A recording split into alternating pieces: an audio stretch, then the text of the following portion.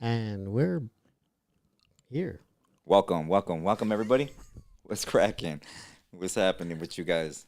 Hey, welcome to the show, the infamous, marvelous, Mind Show. Infamous? Well, I mean, When what should I say? Infamous is good. I don't know. It's a little old school for me. Okay, because I don't know. Is it old school? We ain't that Infamous? old, bro. How old is Marvelous? Infamous? How old is Marvelous Minds? For real. Oh, you mean? We're only a couple of years Oh, you're old. talking about the channel? Well, yeah. What are you talking Oh, about? okay. Well, the channel, yeah. It's What about, are you talking it's about? I thought you were talking about yourself. No, not me, bro. I'm not infamous. Oh, okay. I'm not. Yeah. The show's okay. what? How many years old? We're about 2 years. 2 About years 2 old? years. A little, maybe a little. When's over our 2 When's years. our anniversary? You need to buy me Damn, something. no Diddy. You're No supposed to say Diddy. no Diddy after you say When those is things. it? When is it? That's a good question. I gotta look that up. See the way you are, NORBEEZ? You don't know. You're supposed to be management, and you don't know nothing. Dang. Nothing, man. So can we get some management up in here? Damn. Soon. Anyways, I appreciate you guys for joining in tonight. Sure you probably had a long day at work, long day with the kids, a long day arguing back and forth with your wives, husbands, Sanchas, or whatever, or both. Who knows? Who knows what you guys be doing Hey. in your bedroom? Oh, wow. But anyways, what happened? Actually, no. I just looked at our date. And it says that the Marvelous Mind channel joined July 12th, 2021. July 12th?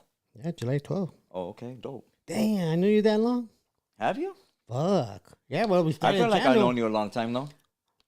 Fucking time flies. Because I've known you since Rhodium. Time flies when you're going viral, I guess so. Huh? Hey. You went viral for the wrong reasons. For reals. I did. That's what I said. Hey, but I appreciate you guys joining in tonight's show. I hope you are taking a load off right now from doing the laundry, dishes. I hope you guys had a feed 'em at dinner. If you haven't, go get something. Get your popcorn, get your pisto or your soda or whatever you drink, or just drink a water. Be healthy. Shoot, you know. That's right. Yeah, thank you for joining in. Thank you for being a part of the show. I really appreciate each and every one of you guys. If you guys haven't checked out the Odie show, please be sure to check out the Odie show. It's really for members only, but when I do the live Odie show, it's for everybody to see and enjoy. Okay. For those that haven't got a chance to check out the Odie show, I went ahead and I uploaded the newest oldies that we played on the show. And there's a list 1 and a list 2. I haven't put list 2 public yet, but on list 1 you have over 220 something oldies, and that's from my list. I think I included some of the requests that they've requested on the phone calls. So on the oldie show, you could place your your phone call, your request, and request to your your lady or man or whatever, so on and so forth. Or just leave a comment. NORBEEZ.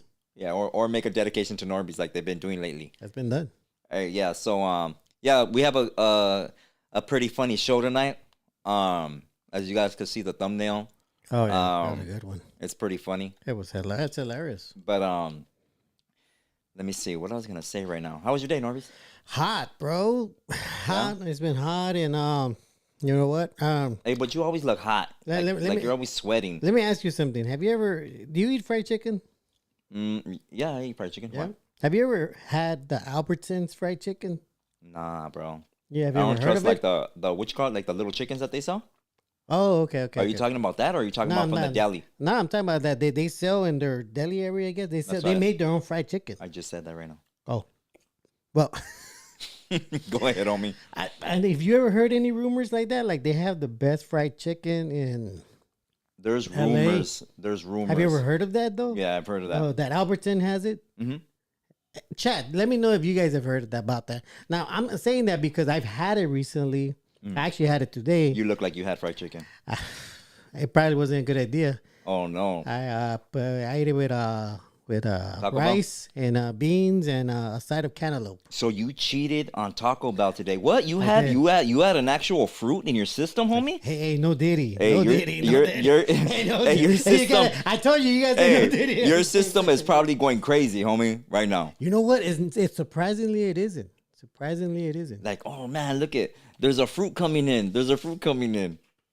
Damn, No Diddy. that's crazy. No Diddy. Heck yeah. Hey, I'm proud of you, NORBEEZ. That's good, you know? Thank you. I appreciate that. Now, Try to not eat so much fried fruit. I mean fried food, no, bro. I try not to. I've I gotta say I've started eating fried food for a long time now. Like think about it like this, NORBEEZ. My bad. Think about it like this, right? Your system is composed of mainly water, right? Yeah. We'll say 70 to 80% water. Yeah. Okay. Yeah. What happens when you mix oil with water? It becomes separated, divided. Yeah, it doesn't doesn't mix. it doesn't join, doesn't mix. It don't mix. Bro. So all that oil you're putting in your system, you know? And Yeah. you think that is because you dried off the chicken, the oil, the grease, that it isn't in there, but it's in there, homie. I never do that. What? Dry it up. You don't look like you dry it up. You look like you give it drink all, a cup of grease. I keep it all. You look like you shower with grease, homie. All oiled up and slippery. Man, NORBEEZ, we have to have our own comedy show with you. You know what? dude. I think we could. I mean, maybe one day we'll actually rent one of You the got theaters jokes. like those other podcasters do, and have people come and watch us live do our bit. Did you hear the latest news that supposedly they found Hitler's body in Cuba? What? They were Okay. digging under a building, and supposedly they found his body. Really? Yes, and they're identifying him with certain clothes he was wearing, but specifically his shoes. I would have bet money that it was in Argentina. So did you hear his clothes and his shoes? No, He his still had his shoes on, and that's how they identified Like him. his Nazi clothes. No, because his shoes, his laces were tied on little Nazis.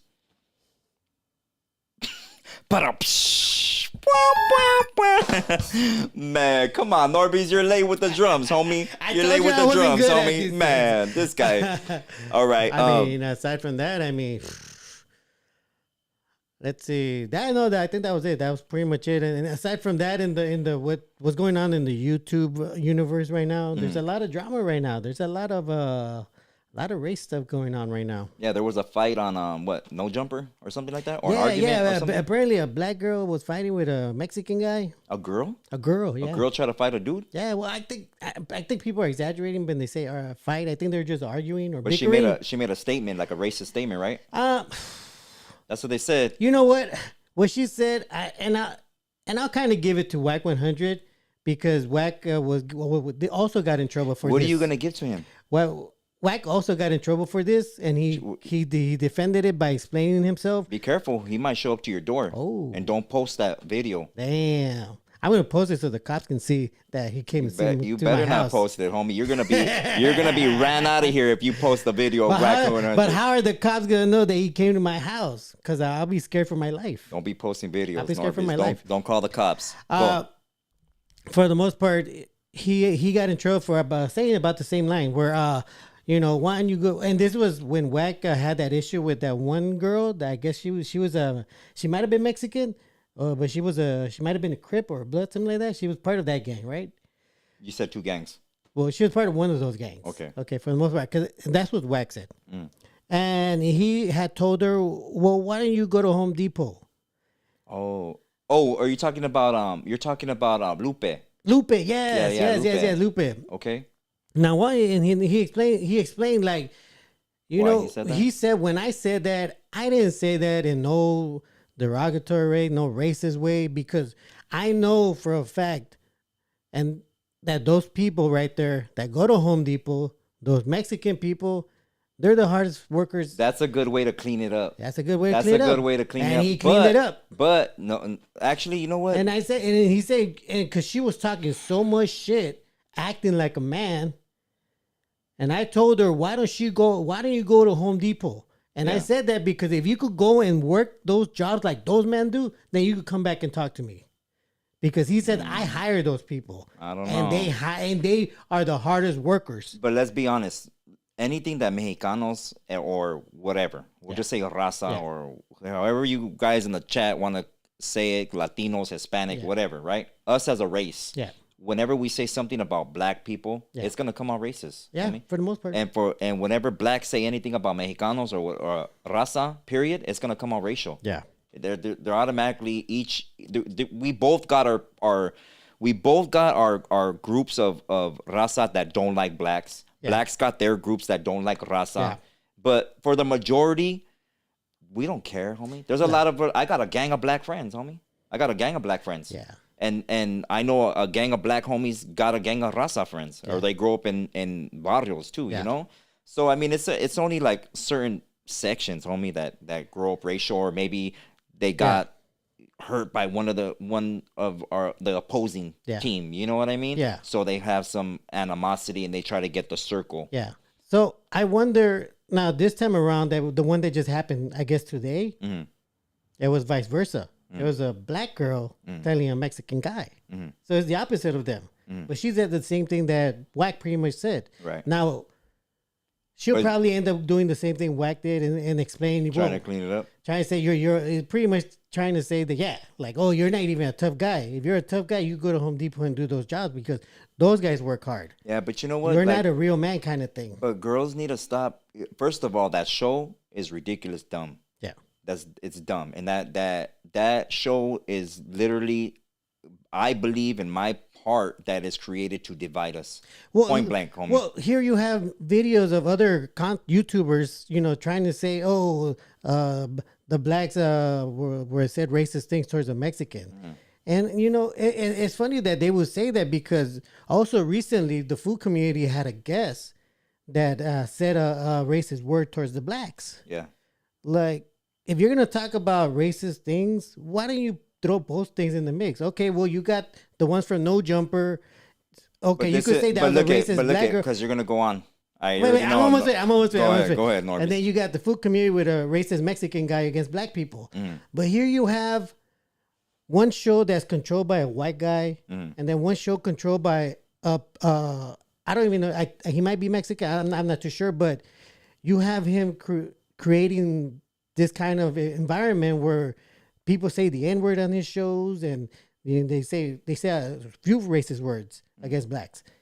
Like, it's crazy how all these people are just creating this whole racist narrative, knowing that people are watching that, and then putting it out there. But people, and that's what we're going to talk about tonight, right? Yeah, yes. People put stuff and they clickbait and they say things that they either don't know the definitions of, they're not educated on certain things or subjects, and they're doing things for content, which create views, which create revenue. Yeah. Okay.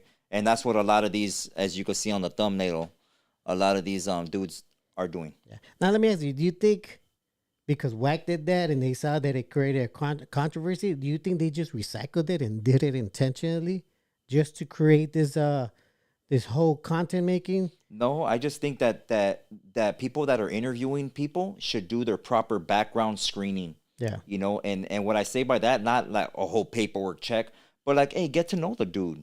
Yeah. You know what I mean? Get to know the dude and his character. Is he going to mouth off on your show? Is he going to say something that's going to get your podcast in trouble or you in trouble?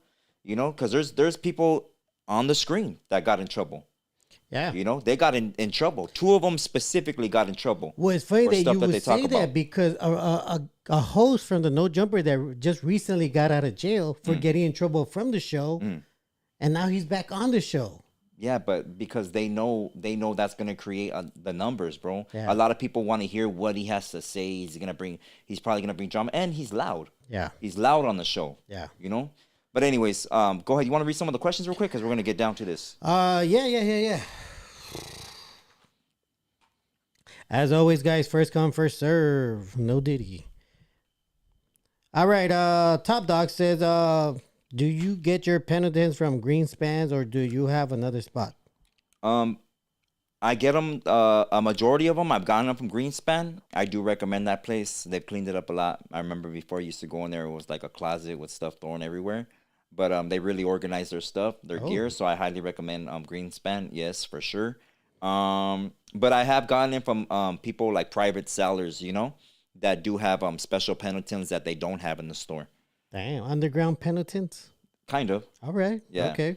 But people that wear penitents that are really into penitents were kind of like card collectors, bro. Like there's certain colors, homie, that they stopped making. Really? That they don't have no more. Okay. Yeah. I don't own one, so. You don't own a penitent? No, I don't think so. I'm gonna give you one. Oh, okay. Thanks. Appreciate that. Thank me when I give it to you. All right, I'll take it. All right. Jay Lennox says, Marlies, you said we don't really need to drink a lot of water and we produce our own. Why do we get dehydrated? I mean, you get dehydrated, of course, but your body's constantly, regenerating itself in a way. So even though you're running or whatever and you're dehydrated, yeah, because your body's using the maximum amount to hydrate itself, and you're gonna run out. But if you wait a while, your body will rehydrate itself. I mean, not fast enough as you want it to. That's why we get super thirsty. But we do produce our own water. People, they tell you, the doctors will tell you, you need to drink, 2 gallons a day, or, a gallon a day of water or whatever. But they don't tell you they don't tell you the bad things about drinking water out of plastic. They don't tell you to drink out of a glass bottle. They don't tell you to go find a natural spring to get real electrolytes. And they're not even teaching you where to get real electrolytes at. Now, would you say up to a certain point, there is a time where you would have to drink some water? Of course. Yeah. Okay. All right. Ring Warrior 9937 says, this is a little ahead of the conversation, but we'll put it out there anyways. What are your thoughts on American Chota saying that the Ara Park where he holds his charity events was a police station when he hung out across the street from it, playing video games and using the payphones at the liquor store, taking phone calls from the homies? No wonder he always interviews cops. As far as I know, my brother told me, my brother's, if you guys don't know, he's from North Hollywood, or, once upon a time, he's grown way beyond that, went to the military and so on and so forth. But I do remember kicking it with him and all his homies. And as far as I know, I guess it did used to be a police station. And as far as putting something out there like that, like oh yeah, I used to be there taking calls from the homies. I mean, were you a secretary for your barrio or what? Because you could take calls from the homies, you know what I mean? But are you saying that you were there all day, like waiting? You know what I mean? Like that's kind of a dumb statement. But people make statements like that because they want to validate themselves as being a somebody or well known in the neighborhood, or just clout chasing the whole gangster, the whole gangster, how do you say it? Stilo. Like if you're like, that's just who you are, you know what I mean? And a lot of people, for the majority of these people that come out there and say stuff like that, those are the ones that are not like that, at all. All right. Brad Pitbull says, we'll be watching.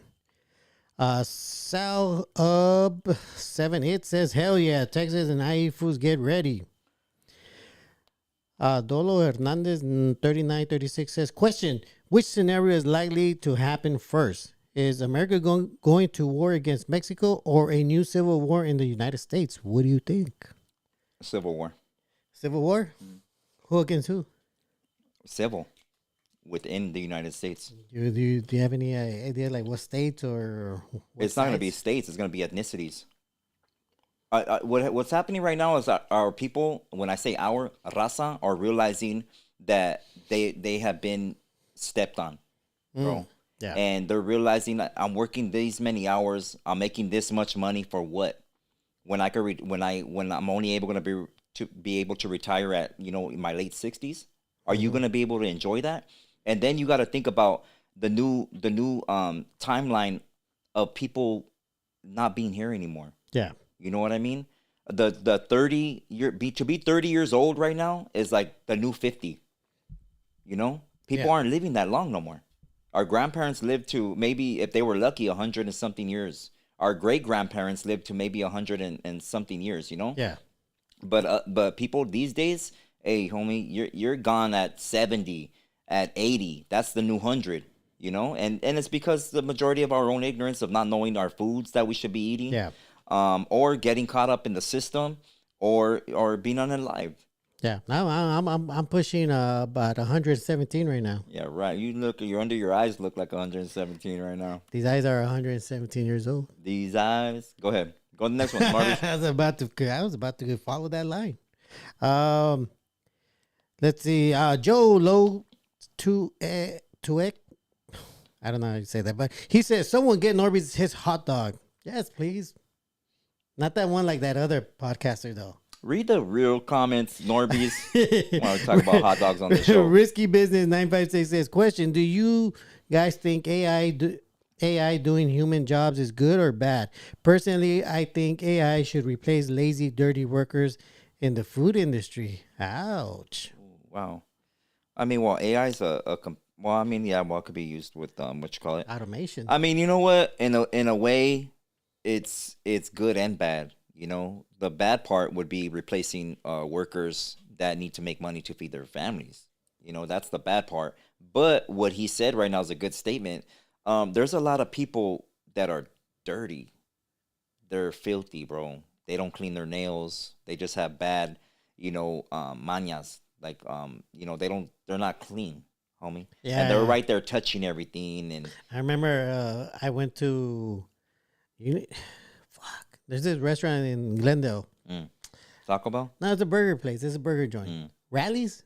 Okay. Rallies. You remember Rallies? Yeah. Was it Rallies? Yeah. I remember I ate there once. No, and I went through the drive-thru. But as soon as they handed me the food, I saw like the person's fingernails. Oh yeah. All yeah, black, like dirty. And they made me question. I was pretty young at the time, so I was like, You ate a little piece of him. I got sick that day. That's nasty. I got sick. I'm like, nope. I'm never eating it again. Right. I never went back to Rallies. Next question. All right. This from Southtown's SD says, do you think the Spaniards already knew about the myth of Quetzalcoatl? Also, the British CPT, Cook knowing the Hawaiian mythology doing the same thing? Definitely, they knew. Definitely, which one? All of it. They knew about our prophecy. They knew about a lot of stuff. Wait, what's the British CPT? Oh, that part. I'm going off the first question. Okay. My bad.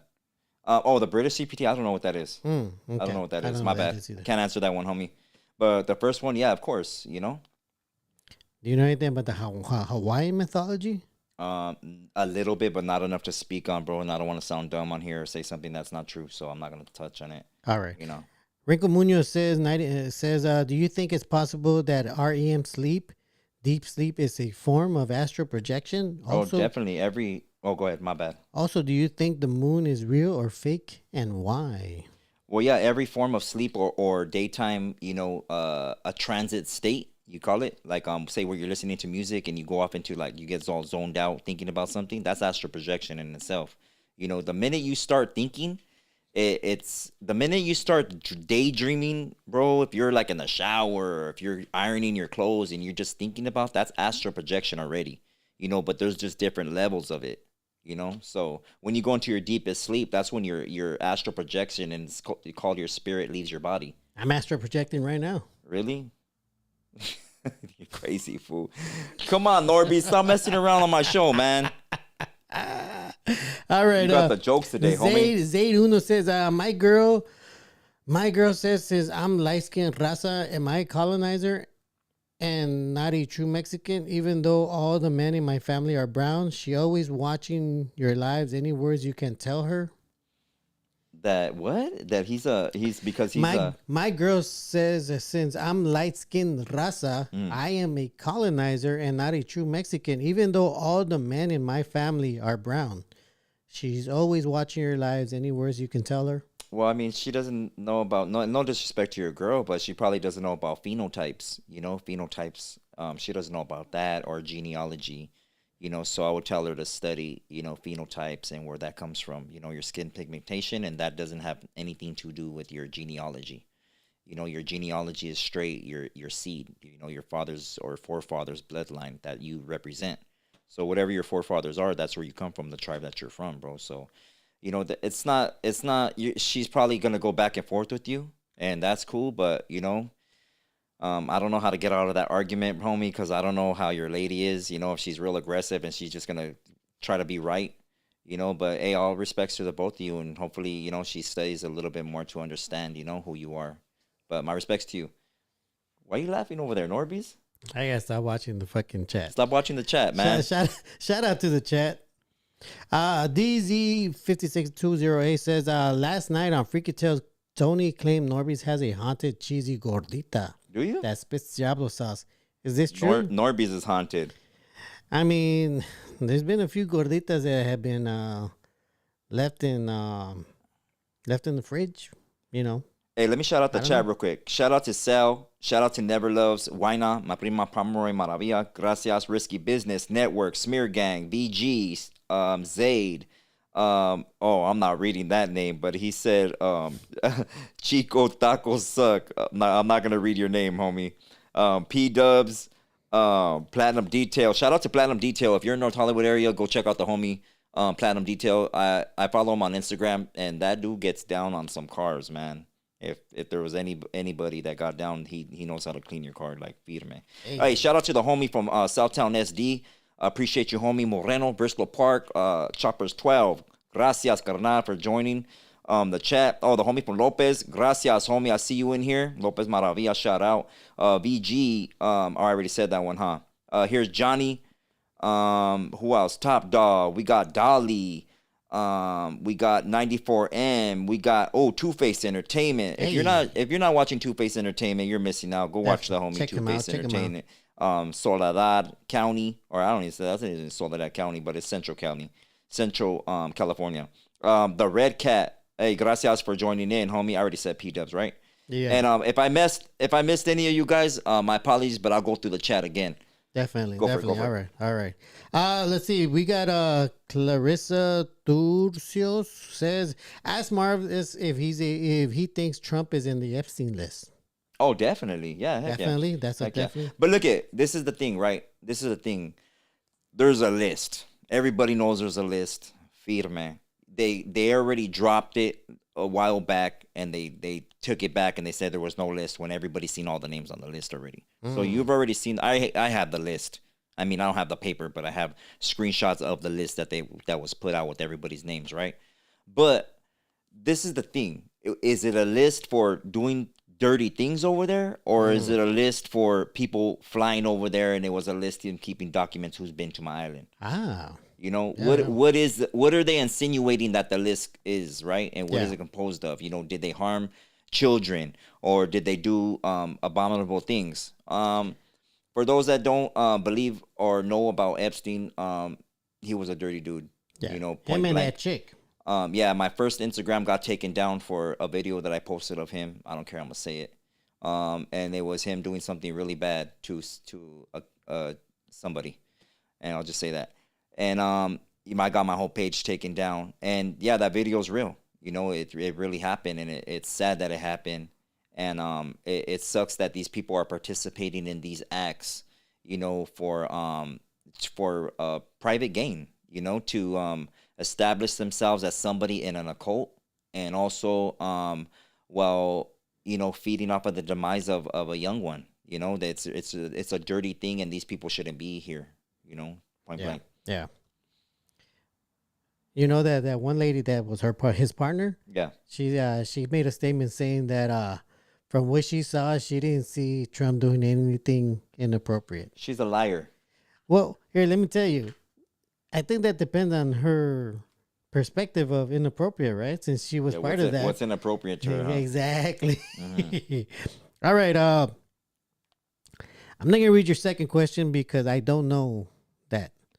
Rene 4409 says asteroid Apophis hitting Earth April 2029. Oh, prophecy. Okay. Okay, well, let's see. I'll read this one. In the field. I'm from Bakersfield, bro, and a tragedy just recently happened here. An 8-year-old child life was taken at the hands of her own father and stepmother, and CPS had a open case against him, and unfortunately nothing was done. And a month ago in Bakersfield as well some dumb B left her kids in a hot car to get lip injections. Damn. And her 1-year-old lost his life due to his selfish mother's action. Just a suggestion for topics. It's sad. That is sad, man. That really is. Her name is Genesis Mata. R.I.P. is her name. Yeah. Genesis Mata. Man, prayers for her and her family. Definitely. You know? Yes, especially those places get hot. Hey, there's a lot of people that leave their kids in their cars when they forget them. They leave their kids, they leave their dogs. Have you ever got left in the car when you were little? Thankfully, we didn't have a car. I'm going to tell a story. Hey, I was on the bus a lot. I'm going to tell a story real quick. I got left on the bus. And you got left on the bus? I got left on the bus. For reals? Yeah. Dang, that's crazy. That's sad. How old are you? I don't know. Then how do you know you got left on the bus, NORBEEZ? I think it was like 1958, something around there. I didn't ask that. I said, how do you know? So, anyways, let me tell you guys a story. This is a story about my grandpa. Go for it. Man, my grandpa. So my grandpa used to always. I used to stay in the back room, and it was my room. Me and my kid's mom, and my two boys used to love to go with my gramps everywhere to the store, and everywhere he went. And he loved to take them. He loved to have them with him. But my grandpa one day, he goes out and he does whatever he's doing with the kids, shopping and stuff like that. And he pulls into the driveway. My kids were little too. They were like 4 years old and maybe 5 years old, or 4 or 5. So he pulls into the driveway on Ford. We live on Ford and Third, and he runs into the house because he forgot something. But he leaves the car running, and my kids are in the back seat. Well, one of my sons jumps over the seat, and he puts the car in gear. In reverse, actually, or neutral. I think it was neutral. He put it in neutral. Oh. Yeah, and the car starts rolling back. The driver, I wasn't home, so I didn't see nothing happen. Yeah. But the car rolls all the way back down, and on Ford Boulevard is kind of like a main street. Okay. And it's like a lot of cars that pass. But thank God, thank the Most High that nothing happened. But the car rolled all the way back and crashed into the people across the street's car, and my grandpa goes running out the house and stuff and goes across the street, and this is my grandma was telling me, and he runs and he gets in the car and he pulls the car back into the driveway with the kids and starts yelling at my kids, but it was like, man, what are you doing, Gramps? Like, you left the kids in the car, man. Like, so anyways, he tries to act like nothing happened, So the neighbors, like a half hour later, I guess somebody told them that their car, like, who made that dent, and it was my grandpa. So they're knocking at my grandpa's door at our house. Yeah. And they're saying, hey, did you see, whatever? And my grandpa admits to it, like, yeah, I'm sorry, whoop-de-whoop. And they're like, oh, it's okay as long as the kids are okay, like, but it's a scary thing, like, man, imagine there was a car coming and bam. But yeah, make sure your kids are buckled up. Don't forget them when you're getting your lips done. Don't forget them anywhere you go, in the stores or nothing like that. So, yeah, let's get to what else are we gonna get to right now? I mean, there's a lot of other. Oh man, we're gonna be reading those all night, homie. Well, okay. All right, go ahead and read. We'll go with two more. We'll go 2 more questions and then we're gonna start. All right, let's see. Now this one, I don't know if this was true or not. OG, that's Mo like it. Says, why is the Masonic symbol on top of the 2 layers of Aztec calendar? Why is what? Why is the Masonic symbol the top 2 layers of the Aztec calendar? Is that true? I don't know what Masonic, what you call it. I'm about to look. The G. I guess it's the G with the what do you call it? What do you call that tool they use to make the circle? The compass? No. They use it to make the circle. They have it in the G with the ruler. It's a compass. They have, is it like that's not a Masonic? That's not. Those are direction with a G on it. I need to see it, bro. We'll look after. Let me see. All right. We'll spend all night on this. All right. This is from Izzy Contreras. Says, can you talk about the Sin City Manny and how YouTube drama can get out of hand? Gracias. Let me see. Yeah, I mean YouTube drama. Take for instance the thumbnail, right? There's people that spin fake narratives on people. There's people that throw jackets on people that aren't true. Some jackets are true. Majority of them are not. And they try to get people to agree with them. They try to get you to agree with them, And they start a movement, a whole movement against somebody that they don't like, and people inherit that drama by disrespecting that person, right? I've gone through it recently, personally, and that's what we're going to touch on tonight. But it sucks, that this dude had a beef. For those that don't know Sin City Manny, he was a known YouTuber, or kind of known out there in Vegas, and he had a disagreement or something or other. I don't know all the details to it because I really don't care about it. But he had a disagreement with another YouTuber where they ended up disrespecting each other, and somebody's wife was disrespected. I heard she was pepper sprayed, and they would both go back and forth on camera, and they would diss each other. They were both trying to pull each other's covers, and both disrespecting each other and each other's wives, and their wives were right behind their men. dissing the other wife, and it goes into a domino effect with everybody that likes you or knows you as a person agrees with you, not knowing if you're right or wrong, and it came to the boiling point where this dude Manny wanted to show out, and he pulled up. He pulled up where this dude was live streaming, and with his wife, and they both got on the live, on camera in front of everybody. And supposedly the dude Manny's wife didn't know, but what person's wife really doesn't know what their man is doing when it comes to issues like that, when they both have a disagreement with another couple? You know what I mean? I don't know if he said, "Oh, I'm gonna go get down with the dude," or I'm even gonna go do what he did, or allegedly did. But it was done, and two people aren't here no more, and one person is facing the death penalty now, and I don't know if there's gonna be charges brought against the other dude's Manny's wife or whatever, but it's very unfortunate, because I think there's kids that are left behind on both sides, right?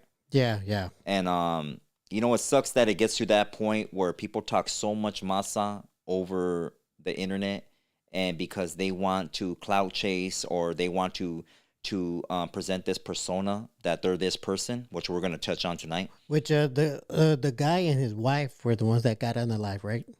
Yeah, well, they're both married, bro. No, they're both couples. I mean, the shooter didn't Die? Didn't die. Yeah. No, he's busted. He's in jail right Yeah. now. He was on camera. He tried to ditch his clothes and everything, but there was too many cameras. Yeah, You're doing something, and Vegas. you might as well have just shown your ID right there.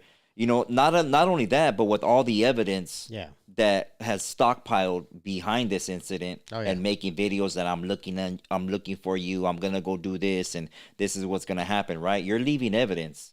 I mean, unless he has friends in the DA and cop friends to help him get out of trouble like that. Because I know cases where there's cameras everywhere, they still get away.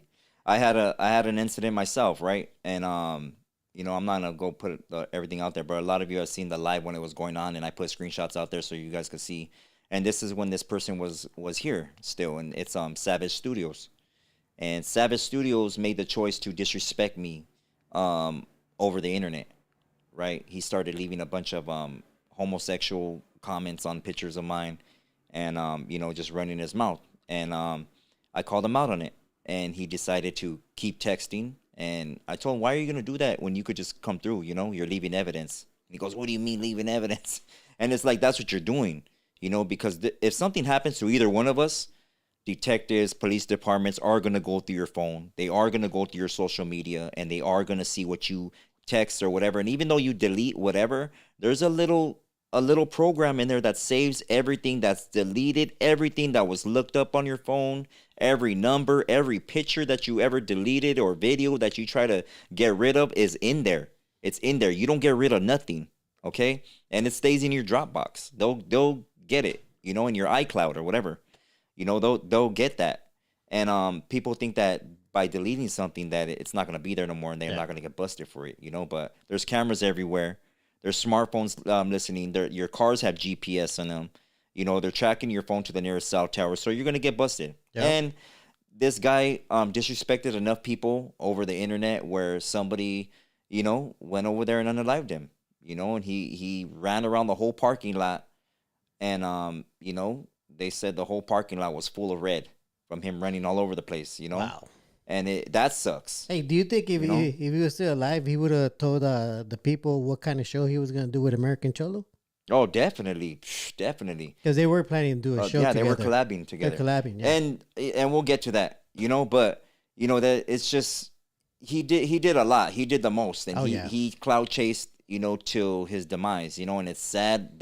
That's sad now that he's gone. It sucks because he had a little boy, He has an ex-wife that I'm sure is grieving, or I don't know if she's grieving, but she has a mom, and that little boy's gonna grow up without a dad. He's gonna grow up not knowing who he was, except for the ignorance that is left behind in that trail of YouTube videos. Yeah. Oh, my dad was this, and hopefully he doesn't look up to that. And it's what do you think? What brings that in him that he was so addicted to that clout chasing? It's the release of endorphins. Like it's a like, and when people agree with you, or like, I'm gonna give you an example, you guys, right? When I read your name on here on the chat right now, if I say Pepe Martinez, AG, and I read your comment, 94M, Sal, Smear Gang. If I read all your names in your comment, you can't lie and say it doesn't make you feel good. It makes you feel good. It makes you feel recognized by somebody that you don't know. You're recognized. You got your voice out there. Well, I mean, I think for the most part, people do enjoy that. Yeah, they enjoy that, bro. Yeah. When you first got on YouTube and you left a comment and somebody looked at your name and said NORBEEZ, did it not make you feel good? I felt like I was part of it. Yeah, you're part of the show. You're being recognized, homie. Yeah. You're being validated. Like, oh, hey, I see you. Oh, he's on my comment. I see you. Shout out, you know. And you know, for the most part, people show love, you know. But for the majority of people, they don't realize the release or the electrical frequency that it releases in your body. Yeah, it's called endorphins. It's like a certain high, but man, and people chase that high by leaving more comments or whatever. You know, they get involved in all the cheese man, the action, and their name is getting thrown until they finally become part of the drama, which they didn't want, but now they're part of it because they're inheriting another man's drama. And that's crazy, man. And that's what people do from channel to channel. Like I got my following, firme. Thank you, I appreciate it. But this is an educational channel. Yeah, we teach on this channel, and that's what we're doing right now. You know, and people from my channel that appreciate whatever I say or back my play, whether they're from my barrio or not, they'll go to somebody's other channel that I just have a personal thing with, and they'll go and disrespect that person inheriting my beef. And that person's fan base on his channel will come and disrespect me, thinking that they're doing that vato a favor. Yeah. You know, and it becomes a big old spectacle and stuff that you shouldn't be involving yourself in because it's none of your business. But it's out here in the entire net. Yeah. Internet. The entire net. Yeah, but hey, you know what? For the most part, I still appreciate our audience that do that. But you know, before you continue, I do want to point out one thing. I would appreciate you if you guys hit the like button right now, because we got like almost 300 of you guys in here, and we only have about 65 likes. So if you guys could help me and Marvelous, you know, push this information out by hitting the like button, please do so right now. Thank you. Appreciate that, NORBEEZ. Yeah, so you know, it's just a validation thing, and it makes you feel some type of way, and I understand it. You know, I understand it, and bro, but it trips me out though. You know, you got kids. You know, you even got grandkids. Why would you say things that will get you in trouble with the wrong people, or say something about somebody else that can get them hurt? That part. Well, or if you don't mind me bringing up the situation, because speaking about American Chola, like, you never started anything with him. No, he was the homie. Yeah, he was the homie. He was the homie. He's funny. And then his wife, super respectful. Yeah, made me dinner, and you know, welcomed me into her home, not his, her home. Yeah, you know. And for the most part, the reason why he got upset at you was because you pointed out that he's not a Chicano, right? I didn't point it out. Oh, yeah. Somebody called in on Rhodium Radio. Oh, somebody called into Rhodium Radio. And they asked me the definition of Chicano. Yes. And I gave him a definition, and then they brought him up, saying, well, why does he say that he's a Chicano when he's from Honduras? And I said respectfully, people could go view that episode. I don't know what number it is, but I said respectfully, no, that's the homie. Now, that was the first event, right? That was the first thing. First event. The first thing. And then after that, maybe a few weeks later on another show where Hypnotic G, the rapper. Yeah, he had blocked me. I didn't know he had blocked me. Yeah. You know, and he tried to smut me up. So he called into Tony's show and to inform people that you, Marvelous, you know, work with, I don't know if you want me to say, but I was on with Sandman. Yeah. I did an interview with Sandman. But he referred to him as an informant. Yeah, Sandman. So that was done nothing or been nowhere. So that was the time when he put you in a situation that could get you. Oh yeah, definitely. Hurt. Definitely. Now that was the first, like, let's say the first shot at you. Yeah, that was the first shot at me. And then people say that the first shot was you reading some paperwork. Oh yeah, that wasn't. And That that was would- no, that wasn't. And That wasn't that was a response to something that he said on his show. yeah, Where he said, "I've been busted for certain things." Yeah. Okay. So I know the sentences you get for those things. Some of the people that are in my life know what Yeah. I've been busted for. Yeah.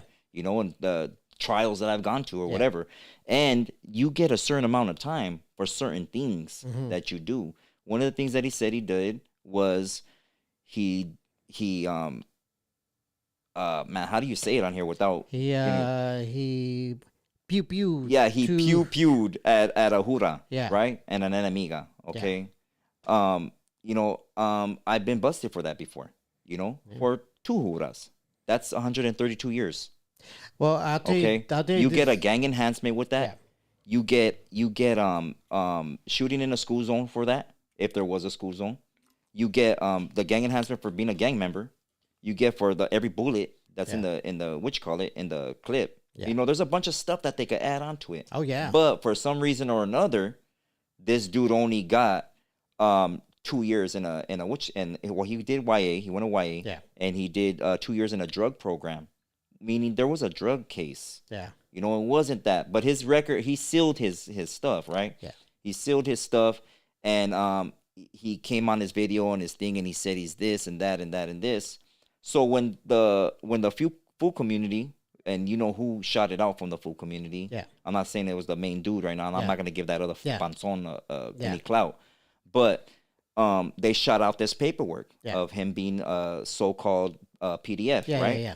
And it wasn't to smut him up. And No. that video that watched was it. made, I said, I don't know if this is real or not. You said And that. I'm not saying that. What I'm saying is to call you out to read your real paperwork and That's what you prove said. all that gangster stuff that you talk about, that you want to be the super cholo and surround yourself with every come and take a picture with me, playa, and present yourself to be this and that. Well, then let's see that paperwork, because this is what they're saying right here.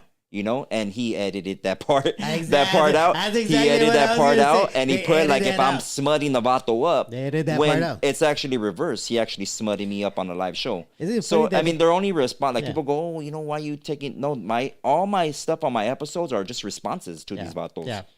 I'm just responding. Yeah. I can't let somebody try to tear down my character when I don't have a bad name out here. Yeah. I haven't smutted anybody up like that. I'm not out here, talking crap about this person.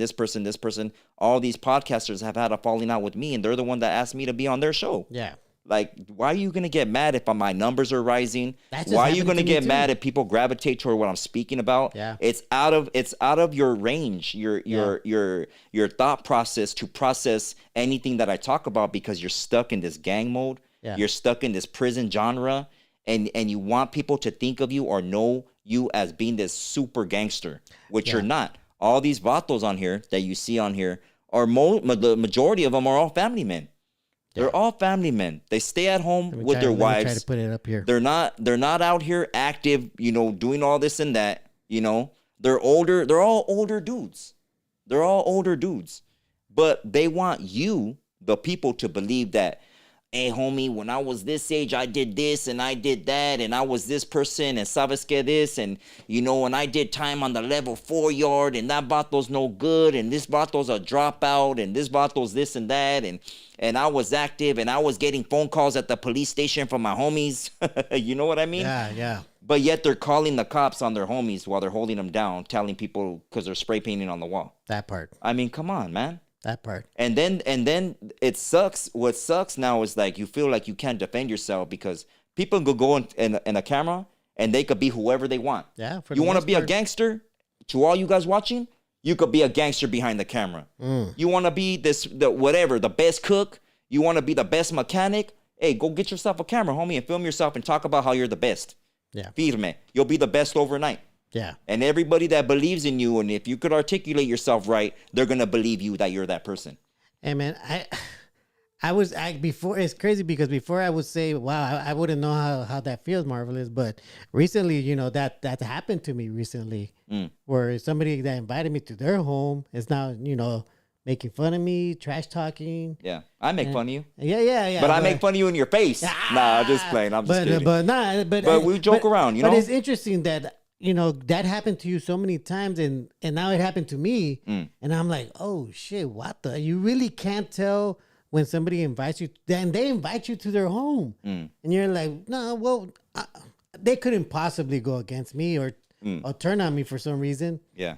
But here you are, man. Look, let's turn on you. I think that's crazy. Yeah, it sucks. So let's get down to the nitty gritty. My bad. Let me adjust my seat real quick. But so let's go down this line right here, and we're gonna go down the line in this. So they can see it now. Oh yeah, you guys can see it. So we'll start off in the back. I forgot a couple of people on here. I didn't put this together. Thanks to my editing team. They put it together. But there's like three podcasters missing, and it's irrelevant. It doesn't matter because they're not in the mix right here. Yeah. Okay. So we're gonna go with Gunners Collective, right? Gunners Collective, firme dude. You know, back then when people were doing interviews on each other's channel, nobody's checking the paperwork on people. Yeah. And we're not in prison to be checking paperwork anyways, you know, unless you're working for whoever, you know what I mean? And you're trying to up your status in that you know, career move. We'll just say it like that. Then you're going to be doing all that. You know what I mean? But if you're a regular vato out here and you're conducting yourself as such, you know, you got family members or whatever, ain't nobody care about none of that. You know, nobody's trying to catch a case. And for people that are educating, it's even more important to educate the raza. So I got invited to a show, Gunner show, you know. If I want to talk about cultura, which I love to talk about, and educate the raza along with telling, you know, a little bit of the story, and appreciate it. Firme. His co-pilot right here, Dubs, also invited me. And for those that don't know, Gunner's a northerner, or we'll say an ex-northerner. I'm just gonna call him a northerner or whatever. And Dubs is a southerner, right? Dubs is another one that invited me. You know, showed a lot of respect to me. And one of these other podcasters, American Chola, had an issue with Dubs because Dubs agreed with me. Dubs agreed with me about the definition of Chicano and what Chicano is, because American Chola was trying to say that blood in, blood out was the true definition. It's not the color of your skin, it's the way you think and whatever. I don't know the whole thing that he told this dude. But anyways, oh, did you upload those pictures? You didn't, huh? No. Yeah, see the way you are? You can't do it, it's too late? No, I could do it. Well, give me a second though. So anyways, he felt some type of way, so they ended up having a falling out too, you know? And they rekindled a little bit, apologized or whatever. And you know, who else is up in here? Let me see. Who should I go down the line? I also got invited to Hood Stocks. And shout out to all these vatos. You know, I'll give them a shout out. They want their 5 minutes of fame, you know, firme. Some of them do, some of them don't. Hood Stocks, funny dude. Invited me to his show. Appreciate that. Lucky Hood Stocks. And I mean that for reals. Like it was a pleasure being on your show. He's a funny dude. He's if you guys watch his show, he likes to you know, indulge a little bit, and he has a good time with a bunch of different kinds of every kind of people. I mean, he's had on his show. He's had military dudes. He's had hard workers. He's had family men. He's had prison stories on his show, and a bunch of other stuff. And we had our falling out for you know, one of his homies throwing him under the bus. You know, and later recanting his little story that he said, you know, and shame on you, loco, shame on you. And Lucky felt some type of way when I threw Iron Jacket, you know, under the bus for not being raza and for trying to build a cult, you know, out of the women from, you know, our ethnicity, right?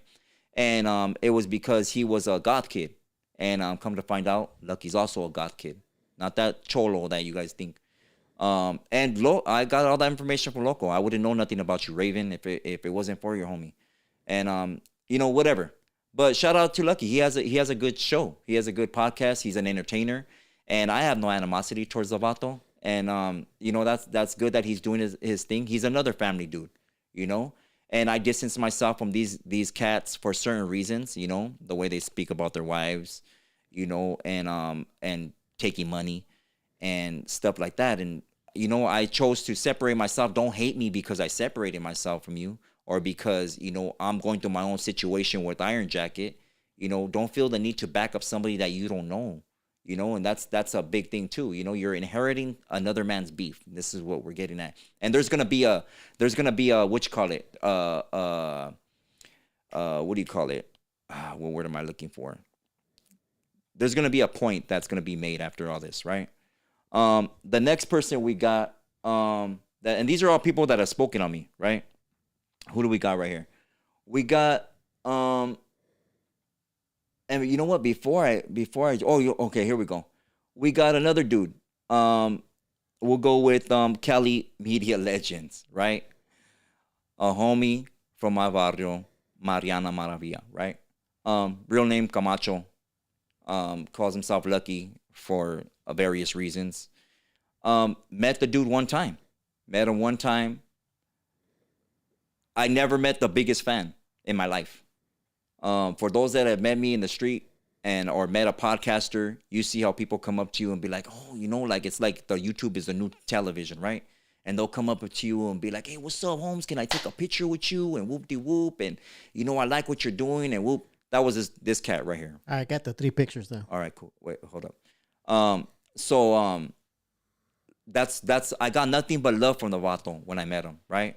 Hey, Marvelous, say I love what you're doing, homie. Whoop-de-whoop. And you know, I've met homies, younger homies, never one like this that's older, a little bit older than me. He's the stoner generation. You know, he's not that old. You know, don't call him an OG or veterano because he's not that yet. You know, he's still young. So, you know, I never met somebody that, unless they were young, that was so on me.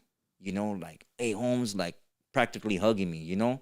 And I love what you're doing and you're putting on for the neighborhood, whoop-de-whoop and all this and that. And, you know, he liked me so much that he decided to open his mouth about certain individuals that are, you know, upstate that he shouldn't be speaking on. And, you know, divulge a little bit of information about certain things going on out here that he shouldn't have been talking about.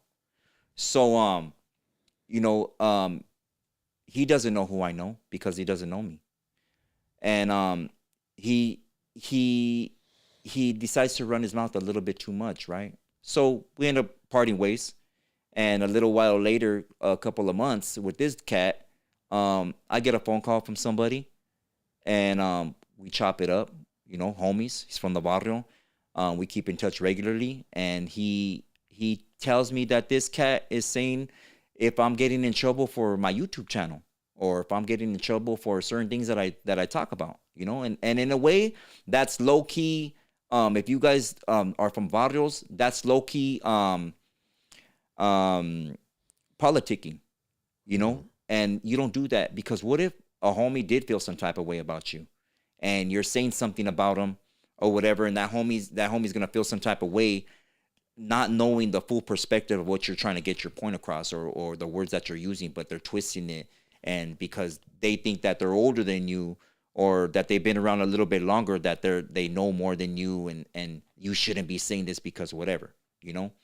So I took it as a very disrespectful thing, you know. So I aired him out, you know, and I said, hey, that's kind of funny. I said, when he's saying so and so's name and this name and where this place is at and that and this, and he goes, is that right? I said, yeah, and you know, presented my evidence, right? Since it's all in the paperwork, you know, you guys call it paperwork or whatever. So, anyways, the vato got in trouble.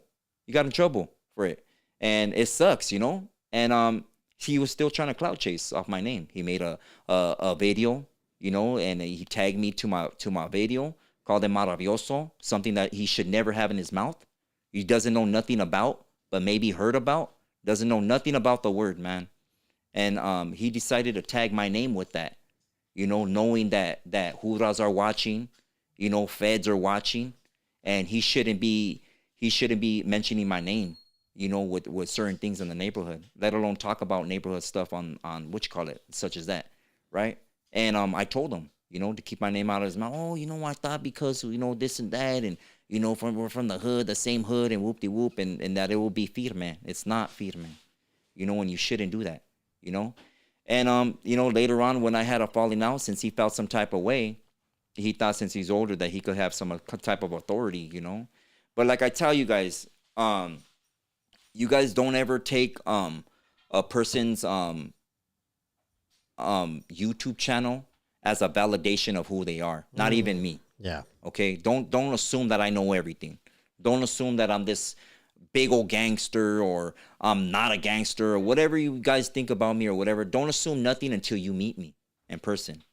Or even when you hear about somebody from somebody else, you're only getting 5% of who they are.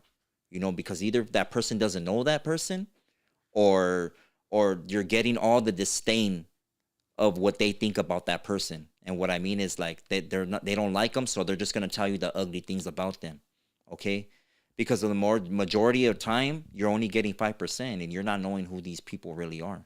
All right. Now, would you say he's just another victim of being addicted to this clout chasing, to this Well, attention? now it becomes a thing where all these vatos up here, I'm sure they had good intentions when they started. I'm sure they had good intentions. Yeah. You know, they started off or whatever, but once they had that release of endorphins and people are liking their stuff, they start to go a little bit more, and then they become content creators, and then they become reaction channels. All of them are reaction channels. Yeah. They're all reacting to other people, what other people are saying. You know, they're all talking about stuff that doesn't pertain to them and talking about people that aren't in their lives and never going to see, and throwing jackets on people like me. Yeah. You know what I mean? Oh, yeah. And you know, it is what it is. You know what I mean? So yeah, that was the falling out with that cat, you know?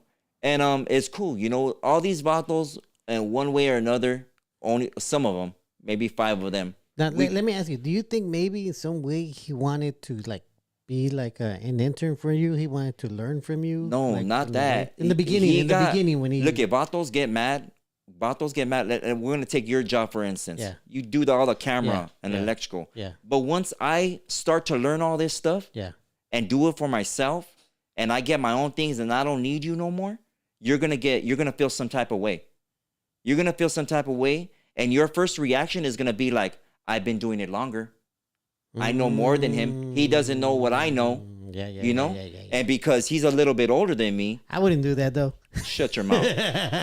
Since he's a little bit older than me, you know, and been from the neighborhood, firme, that's cute. Yeah. But he feels the need to think that he knows more than me when he was never involved like that. You know? He didn't go to war in the 90s with us. Yeah. He's not part of this generational thing, you know, the clicas and all this and that. You know, there's people that get into barrios and they're bangers, straight bangers. Yeah. They do the damn thing. Yeah. There's vatos that get in, they're just smokers, homie. Yeah. They do their thing. They get dope or whatever. Yeah. They're not bangers. They're just from the hood. They're taking up space.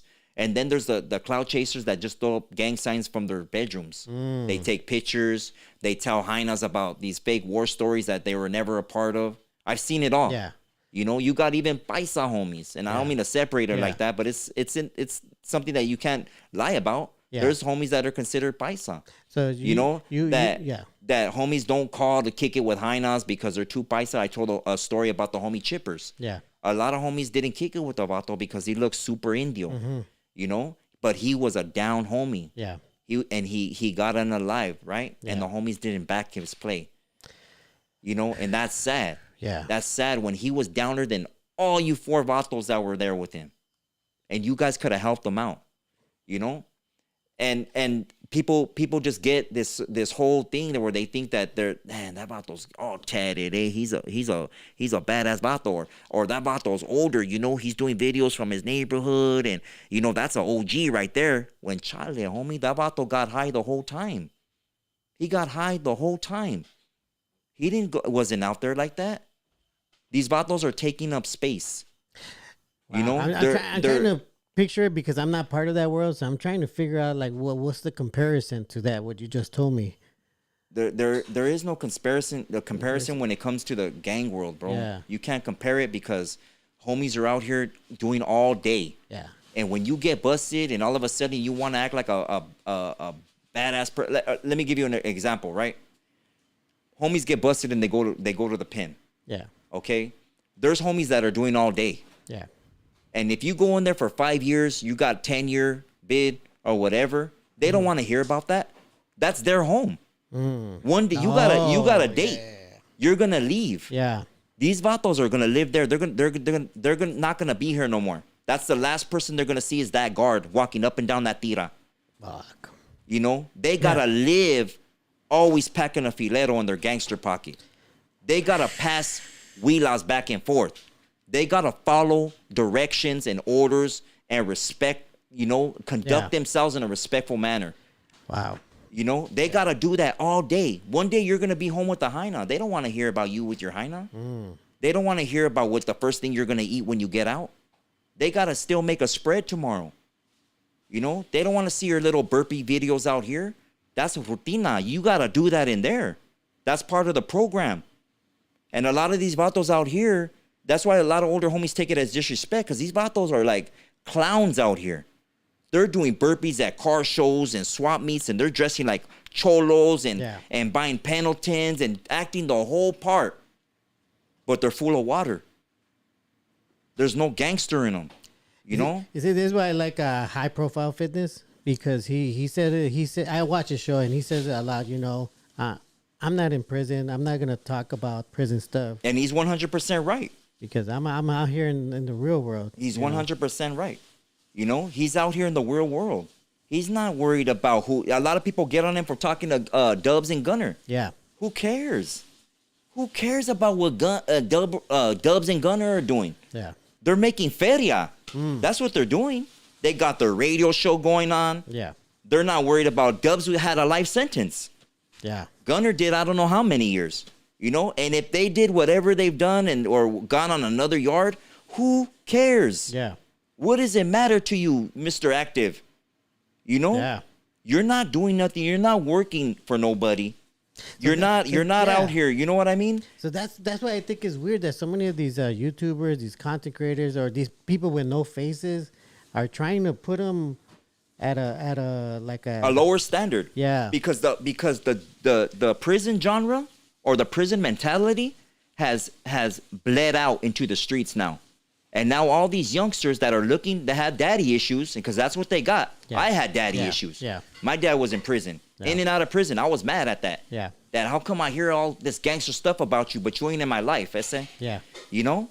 But I loved him deep down inside. I wanted to know who this vato was. I wanted to emulate that respect. I wanted to get that what he had. Yeah. But I chased it and I followed in all the wrong directions. And thank God that I had my grandpa was older to scold me and teach me. He goes, you're not going to understand what I'm telling you now, mijo, but when you get older, you're going to understand. Yeah.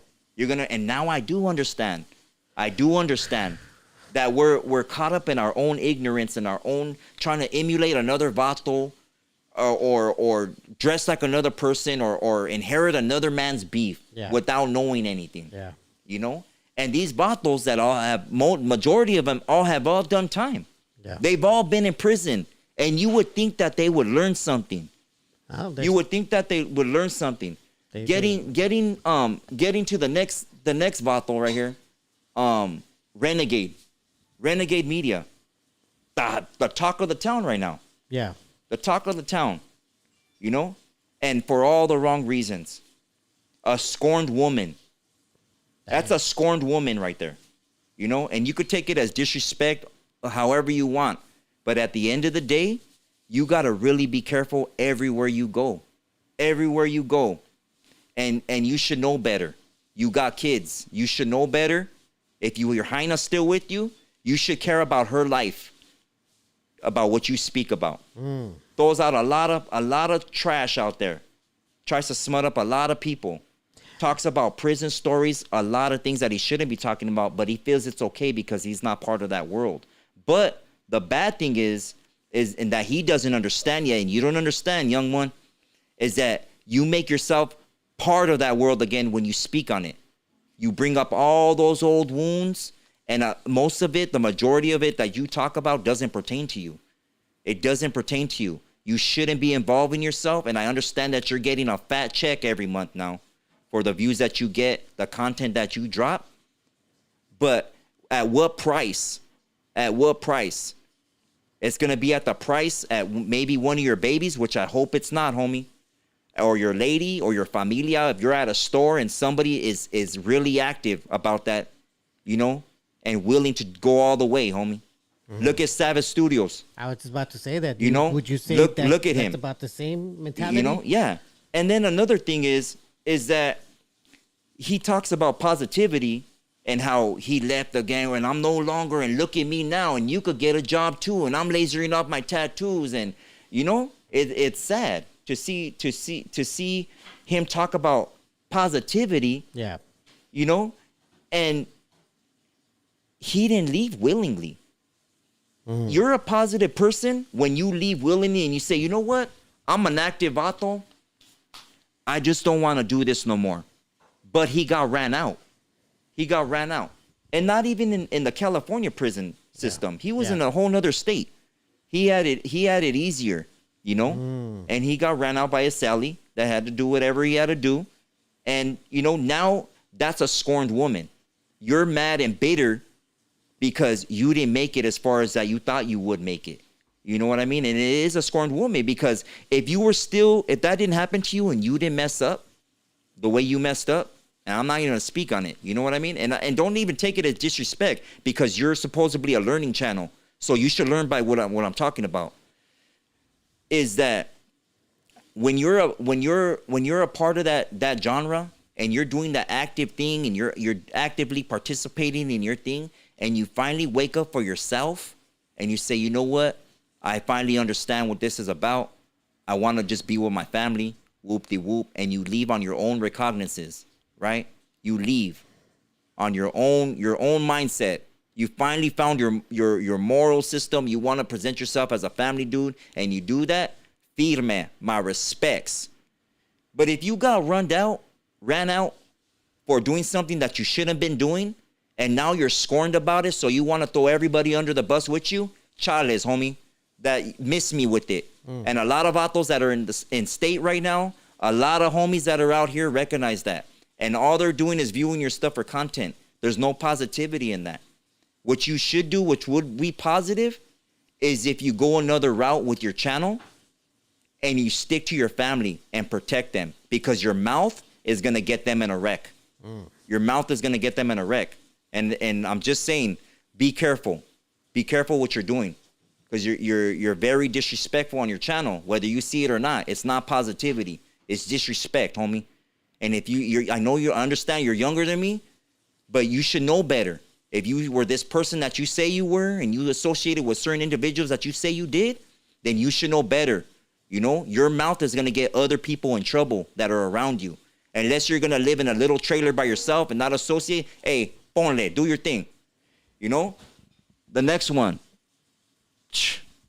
Prison lawyer. Let's talk about the prison lawyer right here. Prison lawyer, homie, hang out. Shout out to this white guy right here. Don't take it as disrespect. You know you're white.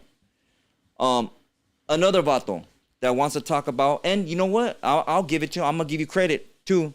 You know, don't go ahead and make a response video that I fully disrespected you, because I didn't. Now, Marvel, let me put this comment here just for now. Like, somebody said that you can't tell another man what to do, Marvelous. Are you telling them what to do? Or I'm not telling them. I'm not telling them what to do. Suggesting. I'm not here to tell none of these vatos what to do. I'm responding to them for everything that each one of these vatos has spoken something on me, except for the two in the back, the Dubs and Gunner. The other ones, I just threw them in the yard lab, since they want to call this a YouTube yard. And just to get it straight, there's no such thing as a YouTube yard. There's no YouTube yard. And this fucking one pendejo in the front that wants to be the warden, because he's always wanted to be a fucking cop, you know, calls himself, I'm the warden of the youth. Man, shut your mouth. Anyways, the homie hangout. I got to give it to this dude. When he first came out, he had a lot of positive stuff. Yeah. He had a lot of positive stuff. And I was like, oh, wow, you know, firme. He's educating. He went to college, got his degree, firme, you know. But that degree wasn't obviously hot enough, you know, of a degree, because you're very uneducated on things, especially when you're mention me, right? So he's decided to make a video on me. He's decided to bring me up for no reason when I don't even talk about the vato. You know, and I understand it's for content and they're hot topics, so they're going to get you views, which is going to get you more money.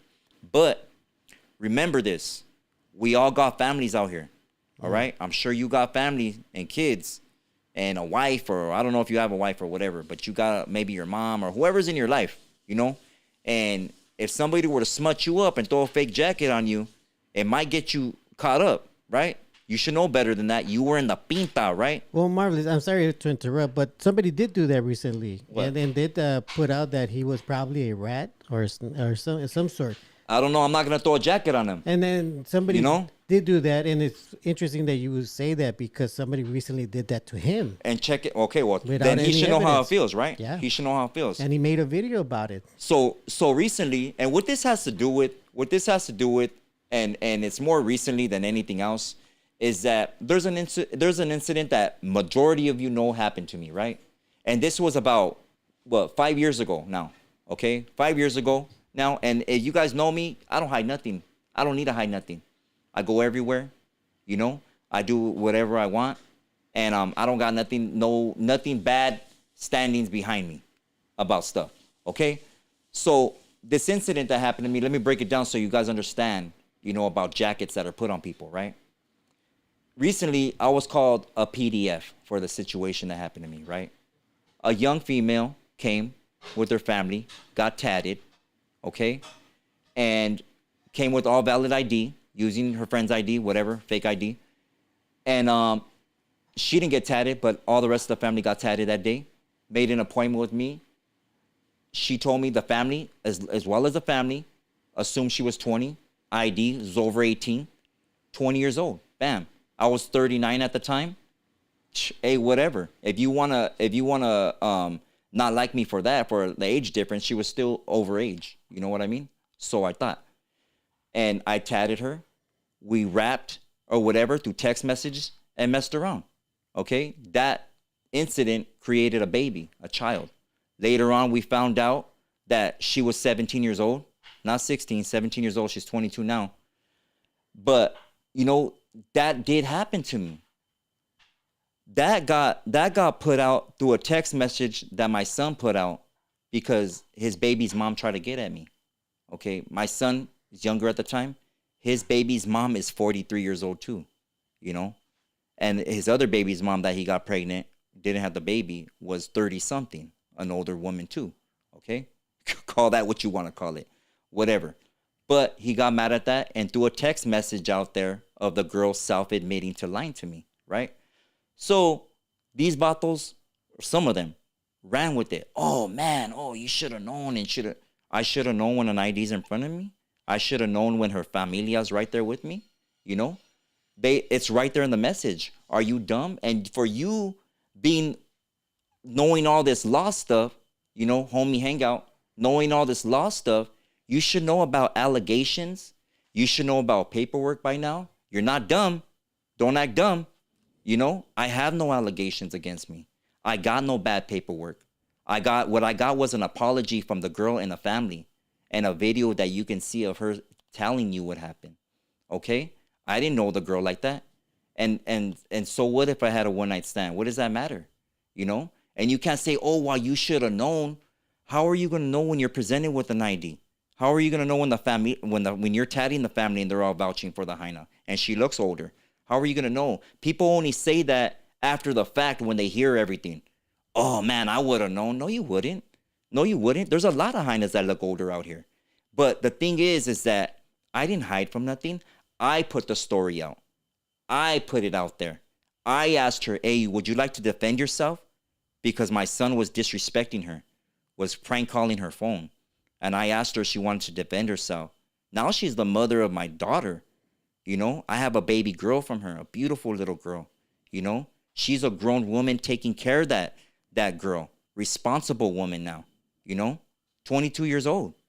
You know, she's doing what she's got to do as a single mother or whatever she's doing. You know, and for you to say something like that, not knowing the facts on somebody, or you're trying to clout chase or throw a bad jacket on somebody, that's foul of you. That's foul of you. And you should know how that is. You shouldn't be speaking on things that you don't know and making yourself look stupid for views, you know? So that's you. So wait, Marlon, so you're saying by his own logic, the way he saw you, that means what that individual said about him should be also believed It's like by his logic. I mean, well, that too. That too. You could say like somebody could tell me something, and I've heard it all. Yeah. Being doing this podcast stuff, Yeah. I've had hood stocks talk about Tony A. I'll never go on that show. That fool doesn't know what he's doing. Yeah. And then he's on the show. Yeah. You know, trying to smut him up. Oh, you shouldn't go on that show either. Yeah. Like, why? So what? Who cares? Yeah. You know, I could run with it, and Tony ended up being a cool ass vato. Yeah. Like, if I would have took his advice and inherited his beef, for what? You know what I mean? Yeah. I should go take what everybody's saying about him being a rata and go smut him up. Should I go do that? Yeah. You know? And even worse, should I go hit you for somebody lying to you? Are you in the wrong? Yeah. Should I whack you? You let me know if that works out. Since you've been to the pen and you know you're Mr. Prison Lawyer, you let me know how that works. Pendejo. The other baboso right here. We got Blue Dildo in the house. Psh, my God. If there wasn't a bigger weenie. He made a huge investment on you. A huge investment. The vato went and made shirts, you know. Does never come out of that little room. Calls the huras on people. Has homies showing up over there to his spot. You know, that's not even his spot. Royalty. And royalty, you should know better. You know, you're right here following me on Instagram. I don't know why you haven't sent a message yet to me. I don't know what you're trying to see on my channel. But you need to check your little paper boy right there making feria for you. You know, doing videos on stuff that he doesn't even know about. He's not a gang member like that, homie. You've been around real vatos. You should know if you come from a righteous barrio, homie, how to conduct yourself. You know? You shouldn't have a vato doing that for all the reasons while you hide behind the curtains. Because you're funding that whole thing. You know? You got to be careful, fool. Because this vato's going to get you in a wreck and you think he's not going to dime you out? He's going to dime you out. He's already ran from several homies.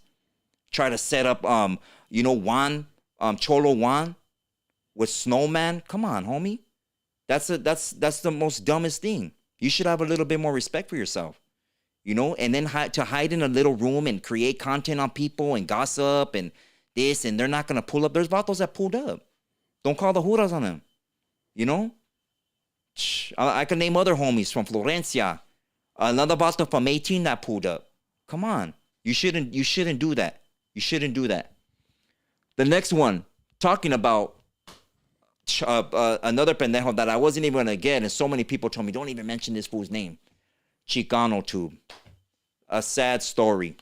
Out of the northern side, right? The northern side. Here we go. Chicano Tube begged me to be on his channel for over a year. Over a year. I thought he was from the movement of the Raza. Thought he was starting off good. Had NORBEEZ on his show before he decided to disrespect him.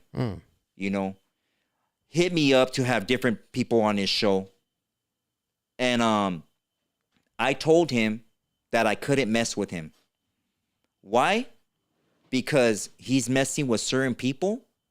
And I got a phone call to not mess with you along with other people. I'm not going to mention their names. I'll only speak for myself. But we were all told not to mess with you or we wouldn't be in good standings. That's a warning. Okay? So you trying to have this little fight thing or whatever you do or whatever. And one of the fights that you promoted recently was, or you said, was me and American Cholo. Well, first of all, American Cholo walked away from me at the car show. Went and made up a story about the restroom later on. And he had his two homies with him.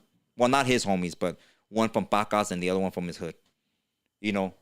So how are you going to do that? The next thing is that you've already disrespected me over camera. You know? When all those messages and you delete all of them, oh, I got your back, Marvelous. I got this and that. But you're mad because I won't be on your show. I can't. I won't. I told you that. Tell me I'm lying.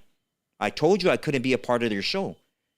You know, not only is that bad standings on you, but I can't be a part of that movement that's not going anywhere. You got a reckless mouth. You talk about politics without even knowing about politics. You're blacking out all your tattoos because you don't even know about the cultura or none of that. You told me to tat on you. I told you I couldn't. You know? Like, all these people are clout chasing. But you're for the raza. Let me give you an example for those that are watching. This guy's for the raza, but he would throw a promotion that's not going to go anywhere, right? because I'm definitely, he's not going to come down here. I'm not going to see the vato anytime soon unless he comes over here. Well, you're invited. But a little match, what do you call it? A sparring match or something like that? Yeah. With me like and exhibition match, some shit like yeah, that. with me and Fat Alvin in the front. And he wanted to sit down to have a talk with Whack 100 and him. Another vato that fucking American Cholo ran from. Oh yeah. He'll promote a sparring match between me and this dude, but he'll have a sit down with him and him. When we're supposed to be raza. So he rather You know have what I mean? raza fight each other and You know what I mean? The vato's mixed up. He's mixed up. And it's another one that you got so many people that don't like you, homie, that, and this is no disrespect to your wife, homie. Another one. You got your girl, your wife, homie. Chicana tube. She's going to have to worry about your mouth getting her in trouble. Because if she stands by your side and she's with you somewhere and somebody doesn't like you and decides to move on you, she's going to be a victim of circumstance. You got to be careful, Chicano tube. You got to be careful. I'm telling you, because your mouth and all this clout chasing and showing pictures with your shirt off, everybody and their mama knows you're not that dude. Just stop. Be a family dude. Take care of your babies. Take care of your wife. Run. If you're really for Chicano, the Chicano movement and empowerment of our people, then educate our people. Show them something. Build bridges. Don't burn them. You're burning everything around you. Clout chasing. You're tagging Lucky from Hoodstocks. You're tagging everybody, the food community, everybody to your show that doesn't care about your show. They don't care about you. You're irrelevant. You're not even supposed to be up here. You know? But since you want to mention my name almost every episode or every live, man, I mean, come on, man. Are you wearing panties? You're not a female. Right? We don't go back and forth. Come on. Like, if you really had animosity, you should drive your happy ass down here. You know? Drive down here. You know, don't be that guy over the camera. And if you're for the people, then be for the people. Don't be against them. And don't be mad at somebody that doesn't want to be on that channel. Don't be mad. Do your thing. Keep it pushing. Hey man, but it's crazy, bro. That these guys have families and they still say things that will get them and their family in trouble. Saying. That's what I'm saying. They don't understand that because they're so in the moment, homie. Is that it? Would you? I mean, I don't want to say the word because we might get in trouble with YouTube. But is it like an added? You know what I mean. You know that word I'm saying. What? You know. Yeah, it becomes that. You want more of it. You want more of it. And you chase it. And when people agree with you in the comments and they're like, "Oh, that's right, homie. Tell them. Yeah. And they're right there like, that's right. And they think that they're doing something when they're not. That's only one ant out the colony that's agreeing with you. The majority of the colony doesn't agree with you. But you know, Marvelous, what's crazy is that they don't realize that some of these people in those chats, they're those people from the podcast that are messing with their heads. They have fake accounts too. Yeah, they're using fake accounts to mess with their heads, to tell them, to gaslight them pretty much. Yeah. And they believe them. So what I'm saying is, and the last one I'm going to get to is the super cholo. Wait. Before you get to the last one. Go ahead. Again, dude, there's about 530 of you in here right now. If you could, we're at 132 likes. And before Marvelous moves on to the last one, if you guys can please hit the like button to help share this show, this channel, and because for the most part, we're working here towards here is something positive. Even though right now it seems like a lot of negative stuff that we're talking about, we're trying to build up the picture. Well, Marvelous is building up the picture that he's going to speak on at the end. But for the most part, please, right now, while I'm talking, do us the favor and hit that like button. I see it's going up right now, so thank you to the ones that just literally hit the like button. I appreciate all of you. And please continue to hit the like button. Back to you, Marvelous. So the next one is, of course, the famous American Cholo, right? The most American vato. He wants to be the most whitewashed vato ever. We got this guy, Cholo, last name. presents himself to be this cholo, got known off of Street Gangs. You know, shout out to Street Gangs TV, who does real informative stuff. You know, educating people and talking about what's really going out here. He's really a journalist. You know, there's a difference between journalism and just regular clout chasing or podcasting. So shout out to him, Alonzo. You know, we got this cat right here. You know, when I met him, the most nicest, softest teddy bear. Hey, brother, what's up, brother? Hey, brother. Oh, firme. Welcome to my home. This is my wife. Whoop-de-whoop. Wife, super nice lady. Nice lady. Thank you for welcoming me. If you even see this, I'm sure maybe he doesn't want you to see this, you know? But I'm sure he pillow talks with you and tells you about all these moves he's making and how all these cholos, you know, want to take pictures with him when he's really asking them to take pictures with him, you know, to post up, to validate his own life, his own false ideology or status that he wants to be in his life, because he wants to be a super gangster, right? From North Hollywood boys, right? Tierra. Shout out to the real homies from North Hollywood boys, right? Tierra and Bloomfield clique, okay? I know some real solid ones from there, okay? I think I probably partied with your homies more than you've partied with your homies at my brother Shorty's pad. Had homie parties there all the time, right? So anyways, this vato was the nicest dude. Welcome me. Hey, I need you to talk about cultura and talk about this and that. And, you know, I want you to talk about the green light and what Maravilla went through, and just let them know, because I watch you and whoop-de-whoop and all this and that. Feed me, Gil. Yeah, I'll do that. You know, even when I did my first interview, Hoodstocks even made a phone call because he wanted to release some endorphins and get his name out there. Hey, what's up, Marvelous? I'm calling, you know, to give you a shout out. And you guys can see it if he still has it up. He's probably going to take it down.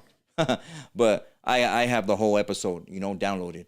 But anyways, yeah, we had a good show. Firme, he was a nice cat, you know. He even asked me to tattoo his homies and to go over there and for another episode.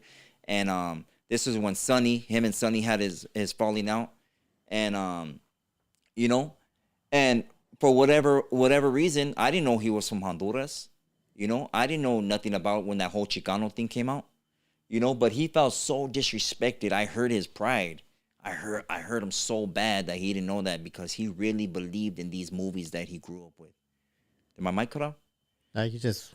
My bad. You're good. Well, he really believed in these movies that he's been watching, right? Like a lot of us fantasize when we're children, when we're kids, right? And we watch these movies and we're like, damn, I want to be like Paco. Nah, I'm an artist like Rosito. Or some of you that even get busted think that you're Miklo, you know? And this vato just thinks he's, you know, the most gangsterous person. But that's not who he portrayed to me. You know, he portrayed to be this family guy, a construction worker, and whoop-de-whoop, you know? But later on in life, when I gave the definition of Chicano, where it comes from Mexicano, where it comes from Meshi, where it comes from our spiritual guide in the Mexica, he felt some type of way because all of a sudden it separated him. He wasn't a part of that. And he got so bothered that he tried to smut me up and threw the first shot. Shots fired. Man down. You know? That's not cool. You know, you shouldn't feel some type of way when there was no disrespect towards you. And then to disrespect me and then call me crying the next day, apologizing and say, hey, but I love you, carnal. And yeah, player. You know, that you can't do that. I told you that you still needed to see me. And that one day we will see each other. You go, oh yeah, you know, tell Tony to set it up. And you never showed up. You know? You got called, you know? And it could have been squashed a long time ago. It would have been whatever under the rug. And hey, homie, you know what? It is what it is. I understand you were in your feelings. Listen, it's cool. Move on. Shine it, you know? But you went extra again. You went extra again because you felt disrespected. And now that my numbers were going up, you felt, oh, no, Charles, if I don't get 100,000, I'm going to quit YouTube. Or if you guys don't donate $100, you know, when this whole situation happened with me, he started paying YouTubers to talk about me. Oh, yeah. This vato was dropping feria on everybody's YouTube account. $100, $50, talking about dubs, dropping whatever feria he dropped on Gunner, dropping feria. That's crazy. And You're gonna go pay other men. You don't know how to be a man? You're gonna go pay other men to go talk or handle your issue. Like at the car show. Who did all the talking for you, Gil? Who did? Wino from Pacas. He did all the talking for you while you're backpedaling. Hey, but you guys should just talk at Charles. Let's go outside. What happened? Why do you need to go to YouTube to run a fake narrative? Come on. And I have my baby girl with me. You should know better. You should know better. You should know better. Anyways, shout out to your legal team, Wino from Pacas, for handling that situation for you. Yeah, but he talks so much masa about all these vatos, but yeah, you'll go all the way over there to meet him. If you could throw those up. Oh, yeah. You go over there to meet him and talk about, oh yeah, guess who I'm gonna go chill with right now? Guess who I pulled up on today? Carnal. Guess who I pulled up? Even wearing his merchandise. Wearing his merchandise, but yeah, you want to call the vato a dropout, he ratted and all this and that. But look at you, Alvin, and the chipmunks over there. All you vatos, eh? Shameful, ese. Shameful. Look at you. You should have never cut that mole off. That was a piece of you, homie. It's probably a little bit of brains in there. And they're gone now. That sucks, man. How are you going to talk crap about a vato and then go do all that? How are you going to claim to be this super sureño and super Southsider, and then you're going to collab with Savage Studios when he told you he was a 2-5er? He told you. Didn't you beg me to do Bandit from Lowell's interview? Hey, you got to introduce me to Bandit, carnal. Come on, you got to bring him on the show. Didn't you do his interview? And you got in trouble, didn't you? You got in trouble. Stop pretending, Gil. Stop being that person. You even had to black out your address from Google Maps, didn't you? You had to black it out because people were pulling up to your pad. Your wife, man. Remember, if you love your wife, bro, protect her. Don't run your mouth, man. Because there's going to be somewhere like you were on Hollywood Boulevard when the homies ran up on you. And you're not going to have nowhere to run. And you're going to claim protection. Oh, but I'm with my wife. But you were running your mouth. Don't do that. I believe his son also lives with him.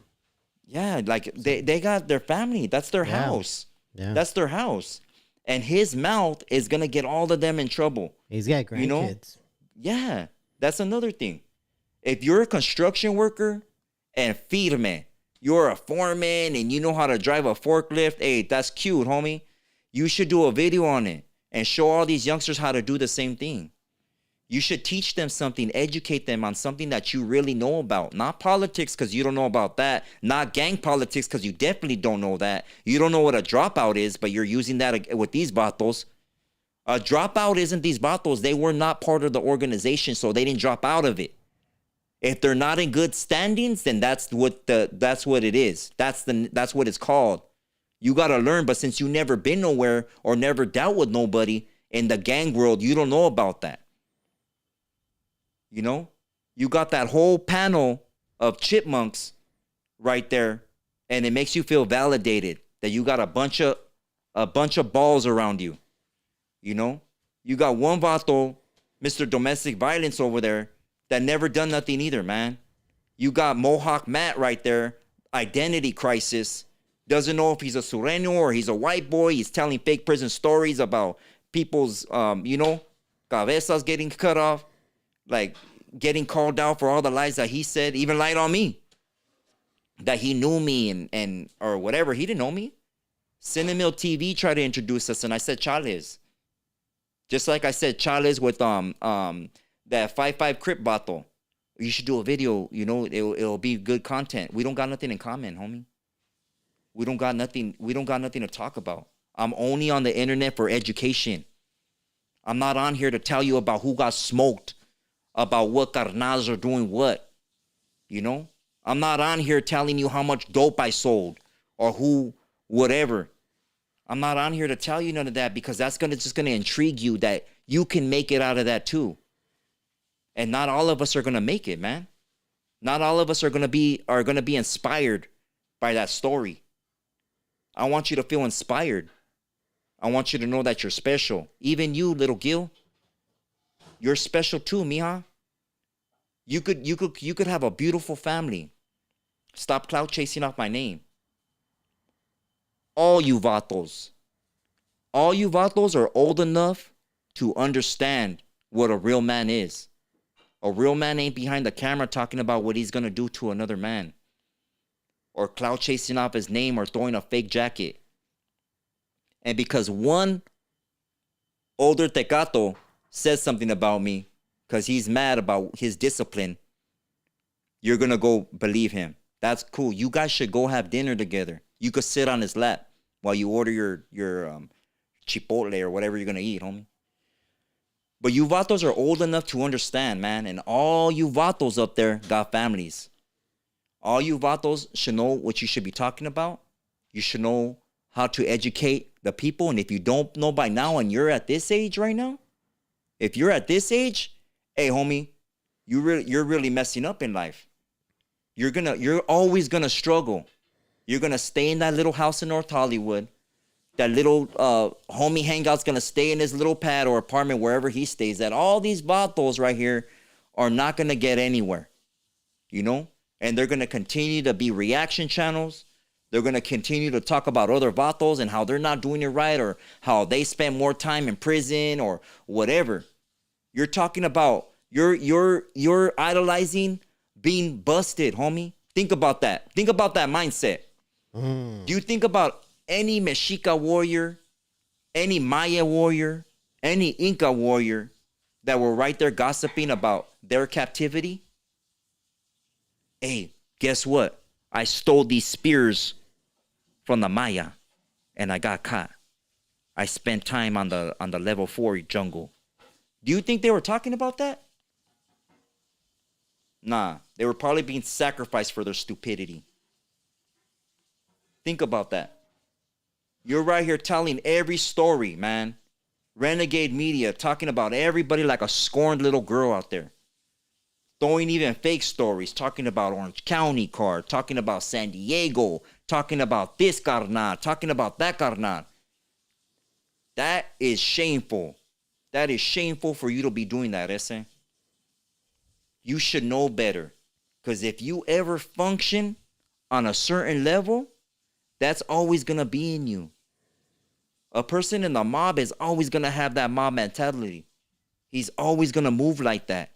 He's always going to watch his mouth, even if he's not involved anymore. He's always going to live as such. He's strategic. He's respectful. He has character. He has charisma. Do you know the definitions of these words? Because you sure do not know how to conduct yourself through a camera. You sure don't know what kind of message that you're trying to get across. You think it's positive, but you don't know the definition of positivity. For one reason or another, you vatos think that you're doing something beneficial to our gente, and you're not. You're only leading to the destruction and demise of our youth. Because they're watching you, they're hearing your prison stories, and they're being like, damn, Holmes, I could go to the pinta, I could do 10 years maybe, I could earn a name for myself, and I could go on YouTube and make a channel and become a star. Because that's what you are. All you vatos are little stars. Look at you, shining. Look at you. All you vatos are shining. You can't lie. Everywhere I go, everybody knows me. And I mean that humbly. Every mall, Cerritos Mall, Montebello Mall. Hey, Holmes, what's up, Marvelous? Hey, let me take a picture with you, canal. Hey, F these vatos. Hey, who cares about that vato? Hey, homie, you want to go? I'll roll with you. Chales. It ain't about that. It isn't about that. My message is different. I'm on a whole different mindset. It's different out here. I don't go filming, stupidity, man. My message isn't about that, So, you guys want to believe in this YouTube yarda or whatever, and this is your warden right here, that always wanted to be a hura, hey, you guys go ahead and believe in that. But you're living in a fantasy world, and you're leading to the destruction of your own seed, homies. And you're going to get your familia, your hainas, your wife, your kids in a wreck. You know? Don't throw a fake jacket on people, homie. Don't try to smut another man's name out here when I'm actually out here. I'm out here. Don't do that.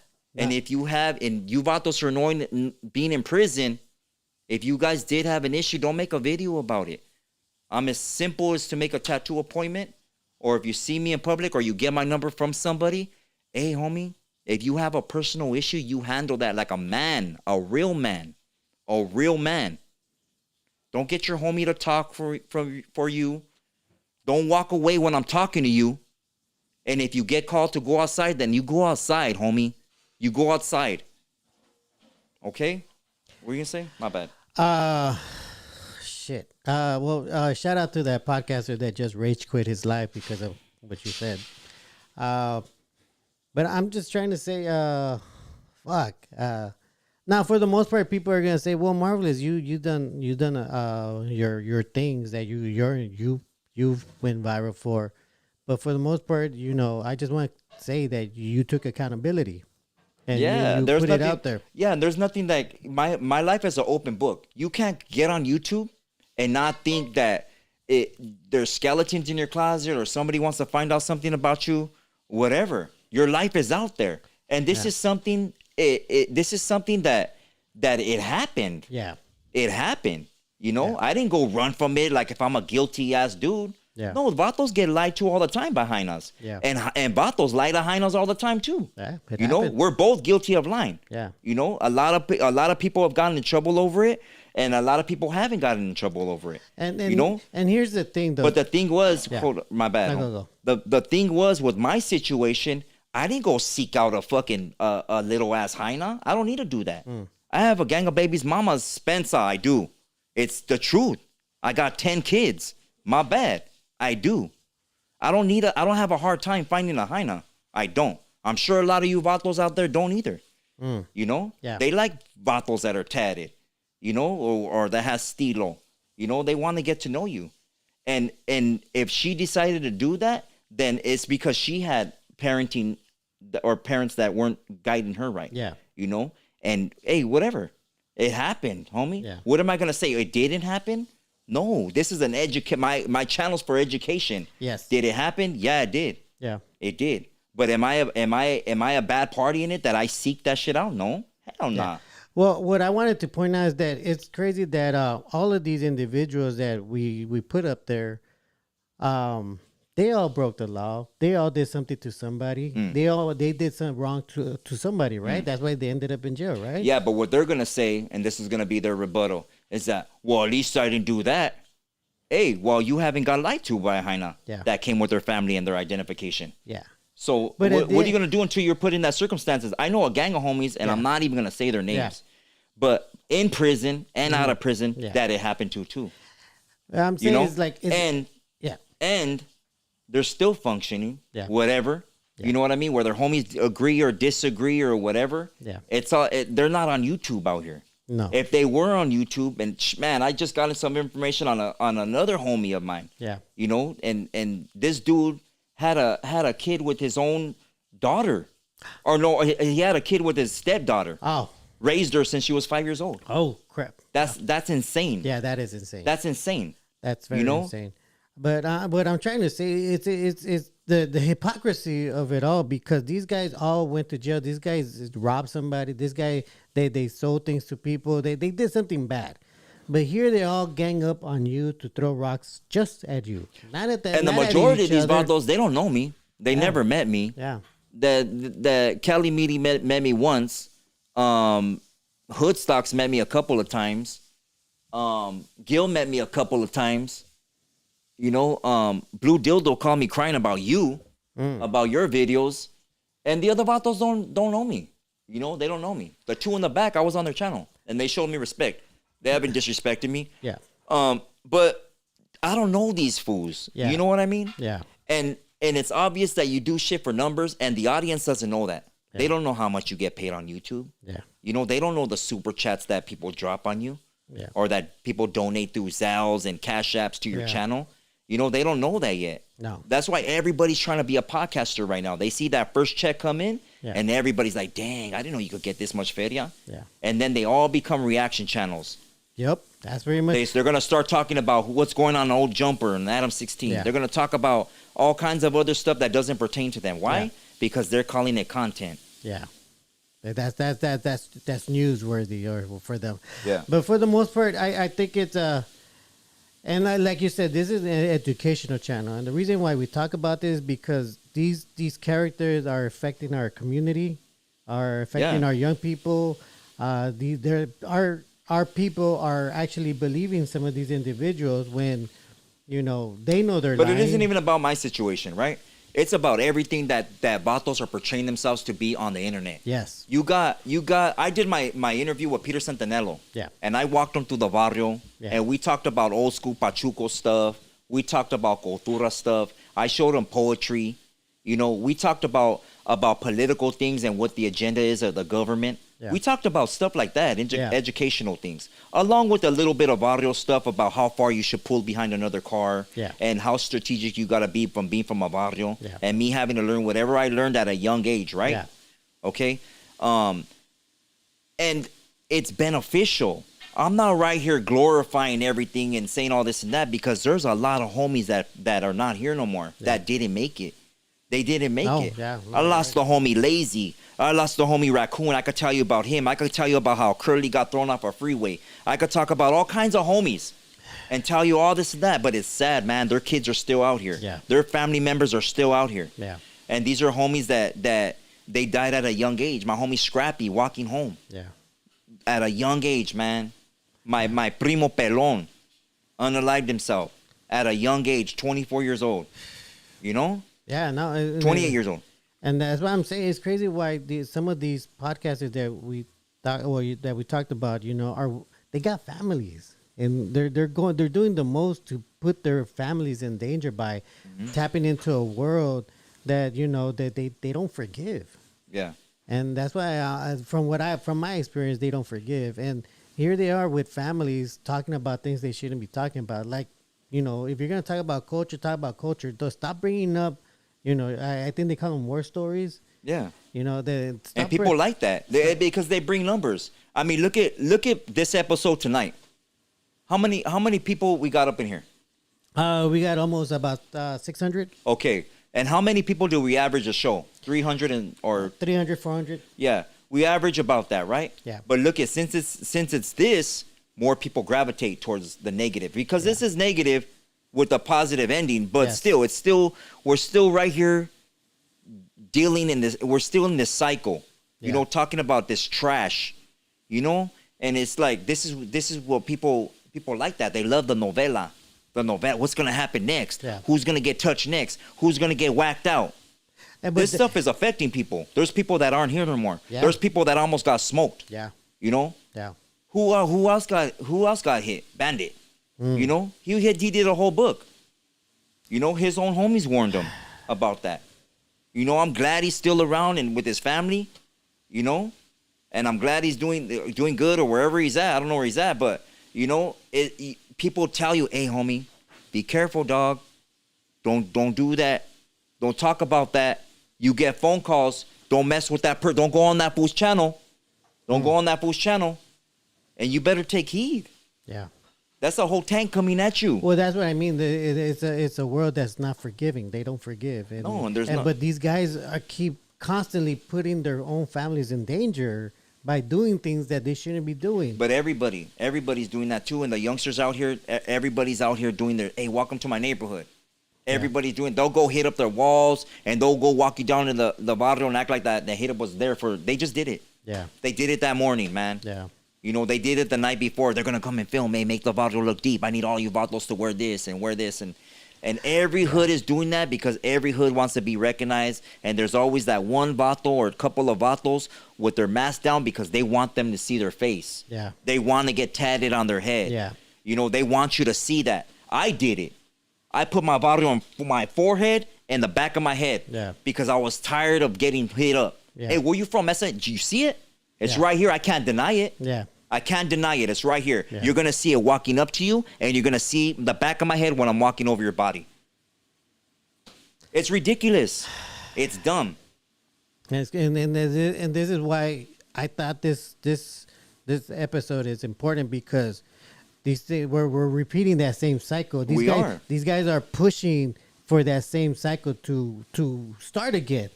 So, And they want the people to believe. I don't want everybody to, right, on my channel believe, oh, Marvelous used to bang and he used to do this and that. Charles, I don't even want these tattoos on my face and head no more. Honestly, I don't want them. And what made me think about that is when my little baby girl, Heaven, came up to me and told me, Dad, why don't you take off your tattoos on your face and your head? And that hit me, man. I was in the shower and that brought a tear to my eye. I was like, dang, man. I thought about it one day when I got up and I was getting ready. Yeah. And I was like, man, my little girl, she's right. She's absolutely right. Sometimes kids are right, man. Sometimes They're kids, right. they That's see your things. warning. You know, God's using her to send me a message. That part. Hey, Daniel, stop it, man. You know, these vatos getting warned. Hey, stop it. Stop. Yeah. You know, check yourself. If your hyenas are watching, check your vatos, man. Because you're going to eat dinner someday. You're going to be with your kids and somebody's going to run up on your vato. I'm telling you. Yeah. And it's not going to be cool. And you're a girl. You know? Yeah. You're not going to be able to fight a dude. Clout chasing. Yeah. These are all trophies out here. All of them. You got Mega Man. Just got beat up. Beat up. Put in the hospital. Faked a whole heart attack. Falling to the ground. Had his lady make a video of some diabetes thing. Yeah. Got beat up. But that's I mean, come on. Yeah, I mean, that's and the problem comes to your face, and you're gonna fake I'm having a heart attack. Stop. No, don't run your mouth. Don't portray to be yourself as somebody that you're not. Don't get beat up or worse. Just stop. Do your family thing. Represent your city. Educate the youngsters. You know? Don't be that dude, man. You don't have to be that dude. I don't want to be that dude. You know? You know what? And you're right, because especially in the time like right now where, you know, the raza is getting a lot of fucking hate all over the nation. You know? They're looking We're right at here. Look at everybody. Everybody's watching us on this right here. Everybody's watching us on the internet, homies. And they're like, damn, look at these vatos go at it with each other. Yeah. You know? Look at it. Oh, that fool's dissing this fool. And this fool dropped some cheese man on this vato. Like, who cares? Who cares? Yeah. And not only are we disrespecting each other, but now all these other ethnicities are disrespecting us in some type of way. Yeah, for the most part. And who's making money off of all this? Not us. Not us. Not us. Not us. We're not making no money. We're getting fucking locked up. We're getting tossed out. We're getting yelled at on the streets for just being brown. How much money do you think Adam over there at No Jumper is making? How much money do you think he's making? He probably makes $100K a month. He's making money.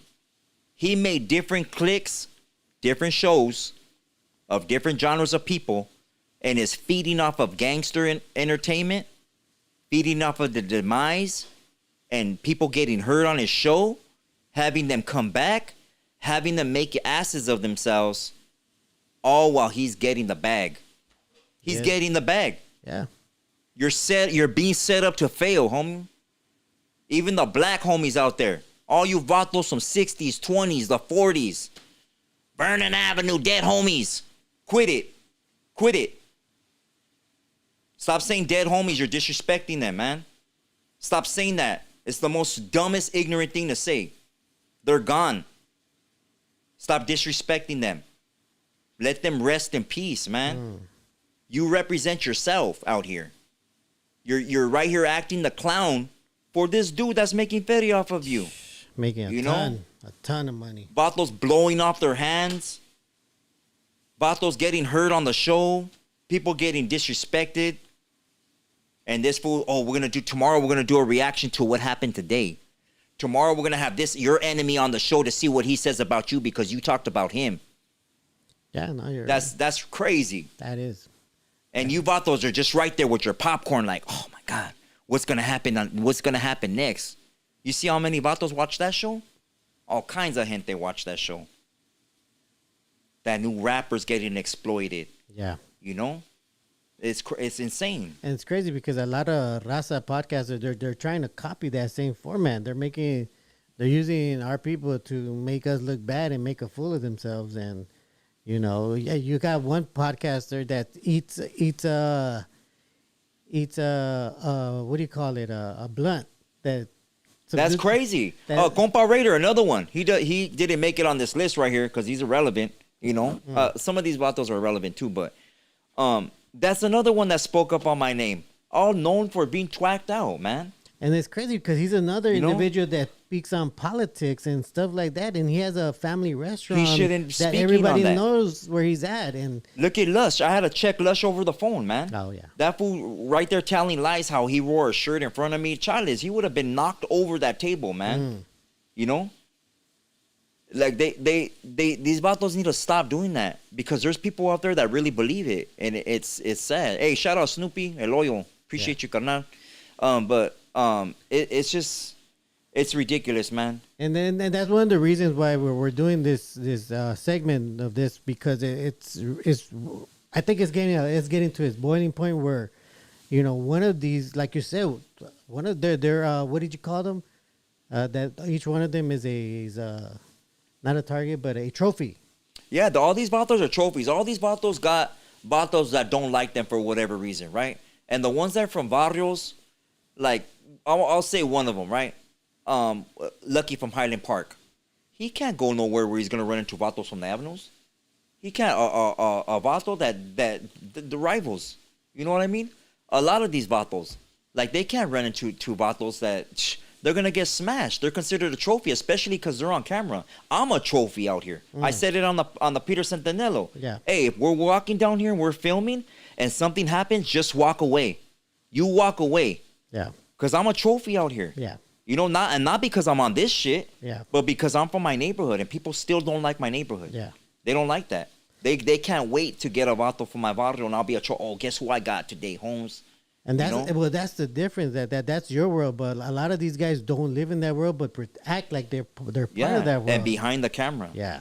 Behind the camera, especially. And it's dangerous because I see some young podcasters that are trying to do the same thing. They're trying to talk like them, act like them, and talk about politics and things that they shouldn't be talking about. And it's putting them in danger. And they're just all putting themselves in danger, knowing that they got families. Yeah. At the end of the day, you know, a lot of people are gonna keep on using certain words and lingo and oh, my career and this and that, and you know. And wanting to portray this super cholo mode, right? But in reality, they don't want that. They don't. They want to be with their girlfriend. You know, if you ask the majority of homies that are in the pen or in jail, hey, homie, you want to be in here with all these vatos? Taking showers, watching them naked, passing huilas around, making a spread? Or you want to be out there cuddling with your lady? You want to get to see your mom? You want to give your grandma a hug? They're gonna say Simone. You know, they want to be with their girl listening to oldies. They wanna go experience different food, see different people's cultures. They want to travel. A lot of homies from barrios have never even been out of state. They've never been out the country. They don't know what it is to ride a jet ski. Yeah, I don't know what it is to ride a jet ski. We're just in this little circle in our barrios talking about how down we are for this little section. Yeah. This little neighborhood. I guarded my, blocks from Atlantic to Eastern with my life. From Olympic to 3rd Street with my life. Guarded it with my life like it was the there's nothing else that matters in this world but my barrio. Yeah. Have it all over my face, my head, my stomach, my legs, like but I've never experienced nothing. Yeah, I've never gone nowhere. I barely went to Maryland, flew to Maryland, seen DC. Yeah, got to see it's a whole nother. I got to see the forest, the woods, and it was like my eyes were resting finally. Yeah, there was no helicopters. Nobody was cooking asada. I missed it, but there was no drama, man. Nobody was, hey, guess what happened? Guess who got busted? Hey, Holmes, I got the collect call from so-and-so. Did he call you too? Hey, Holmes, what's the name? Wants to see? Are you gonna send that be able to send that feria? Green dot, Holmes. Hey, did Silent call you? Yeah. Whoop de whoop. There's none of that. It was tranquility. For the most part, yeah. I got to experience different food. I got to meet a gang of different military people. Yeah. You know, and they all wanted to talk about, hey man, those tattoos and do the police and they wanted to talk about that stuff, and I didn't want to talk about it. Yeah. I was on a whole another thing. I wanted to talk about the woods. Yeah. Do you guys see any deers? What kind of fish are right here? How do you fish?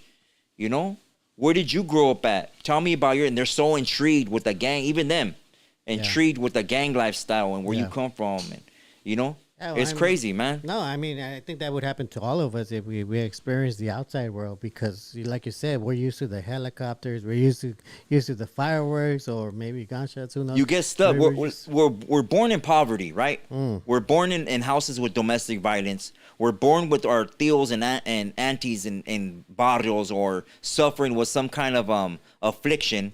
You know what I mean? Yeah. And that's what we see. We hear arguments. We see people getting loaded.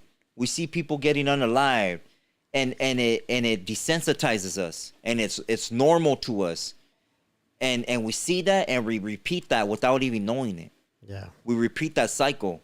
We never go nowhere because we have to get a job or do other things to get feria, and all we're stuck is we're gonna buy a house someday, or we're stuck renting forever. We don't own no pad.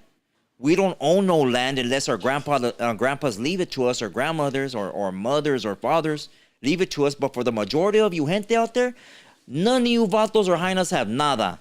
You're still in an apartment. Some of you are divorced. Most of you are paying child support. You never been nowhere. And when you did go somewhere, if you went somewhere, you're like, wow, damn, I can't wait to do it again. But now you got to save up for another 5 years or 10 years to make that experience happen again. And you're stuck. You're back to the drama. You're back to, hey, what are they saying on YouTube? What Vato's talking about who? Oh, check it out, ese. Vato's got to wake up, man. You got to wake up. Yeah, we're going to take calls. Yeah, we could take calls. Go ahead. Yeah. But, we got to wake up. We're stuck in the system, man. For real. We're stuck doing the same repetitive things, homie. Our kids are getting busted. They're going through the same thing. They're dressing just like us, man, but in a watered down way. They're dancing at the swap meets. We're buying the same food that's hurting us, We're listening to the same spirits that's hurting us too. And all the veteranos aren't veteranos no more because they're old. They're passing away. All right, so the number's up if anybody wants and all to that, chime and in no block calls. What we talked about tonight. And no, what you call it? And what was I saying? We're stuck. It's sad. And then these guys are pretty much, not all of them, but some of these guys are just keeping us there. Yeah, people are like, did you vote? Did you vote for this president? Did you vote for that president? Well, first of all, do you know about politics? Do you know about that the presidency is owned by somebody? Did you know what Washington D.C. District of Columbia stands for? Do you know that? Do you know that the Vatican owns D.C.? Did you know that? A lot of stuff. You could get into biology. Do you know what kind of foods produce higher electrolytes? Do you know about that? Nobody knows about that.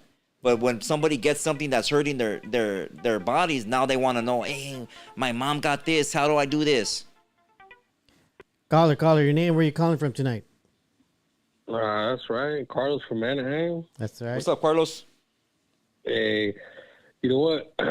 Just speaking on what you're saying, yeah, it's kind of true, man. You know what? Just out of experience today. I'm in charge of a group that, we got some temps. They're doing a job, we're a company. And I always try to keep it respectful, with them because, they're agencies. So it's kind of like, even sometimes I'll leave your lives for the next day, so I can hear it throughout the day because, it's boring and shit. So I'm like, all right, fuck, I'll leave it. But today, the homie, the youngster, he's like 20 years old, dude. And it's funny because he's like, hey, man, you seen the movie Casino? I'm like, ooh, shit. I'm like the movie guy. I'm like, yeah. He's like, oh yeah, you seen Bronx Tale? I'm like, I was like, how old are you, dude? Oh, I'm like 20. I'm like, I can give you a fucking list of movies, homie. You'll just be like, what the fuck? But just in general today, he's like, hey man, he came in late. Just talking about youngsters and the older generation is how you should act sometimes. How you're saying, how you should talk to the younger generation. And he came in like 30 minutes late, and I had my boss on me like, hey man, we already talked to him. I was like, all right, cool. So I'll talk to him. He came in late, and he was like, oh yeah, man, I went to the casino, and then I went to the bar, and this and that, and I feel hungover. I'm like, yeah, you do, dude.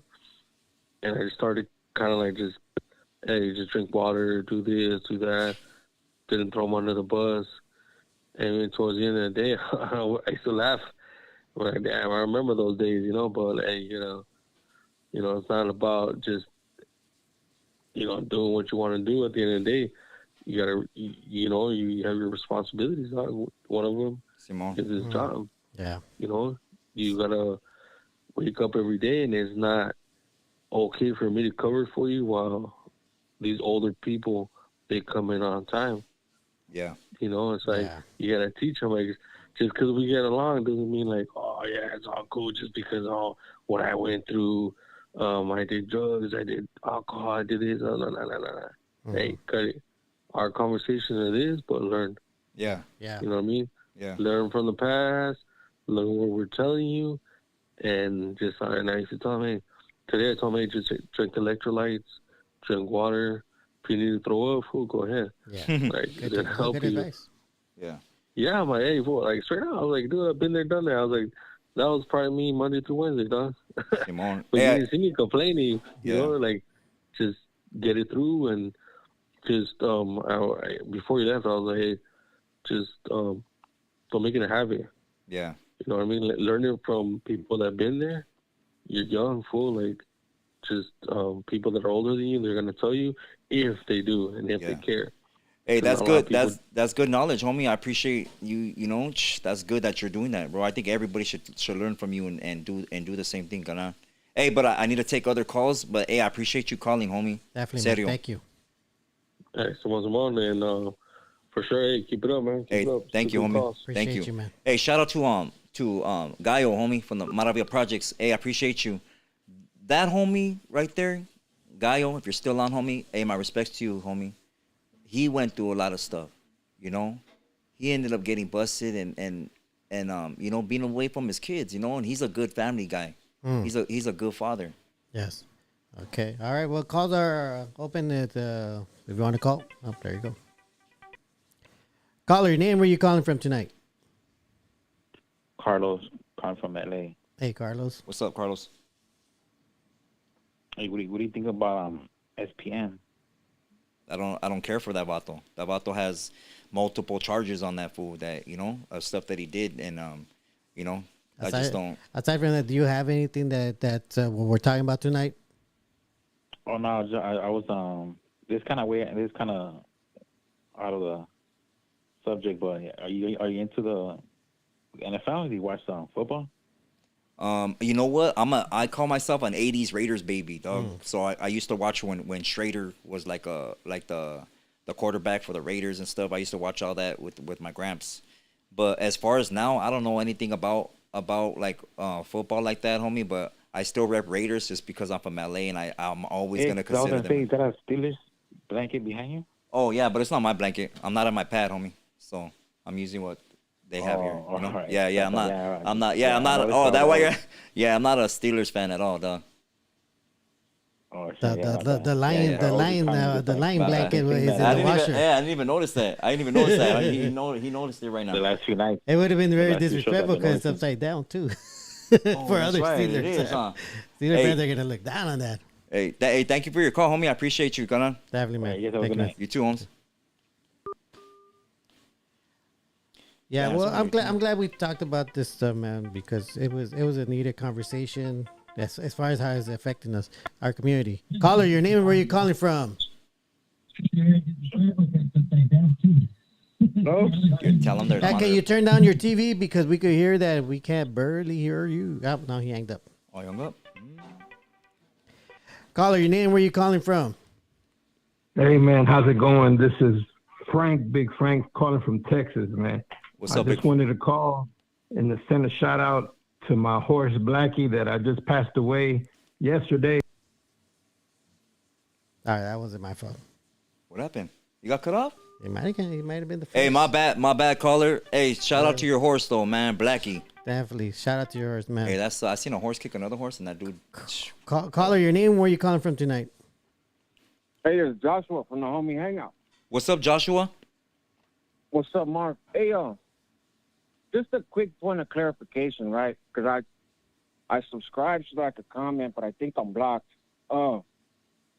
I keep hearing you saying that I called you a PDF, right? I don't want to say the word because I'm not trying to hit the channel, but I did not, Holmes. I called you a predator, but I did not call you a PDF. Okay, so now that you're on the air, I'm gonna let you talk. I'm gonna let you can say whatever you want, homie. I don't hide from nothing.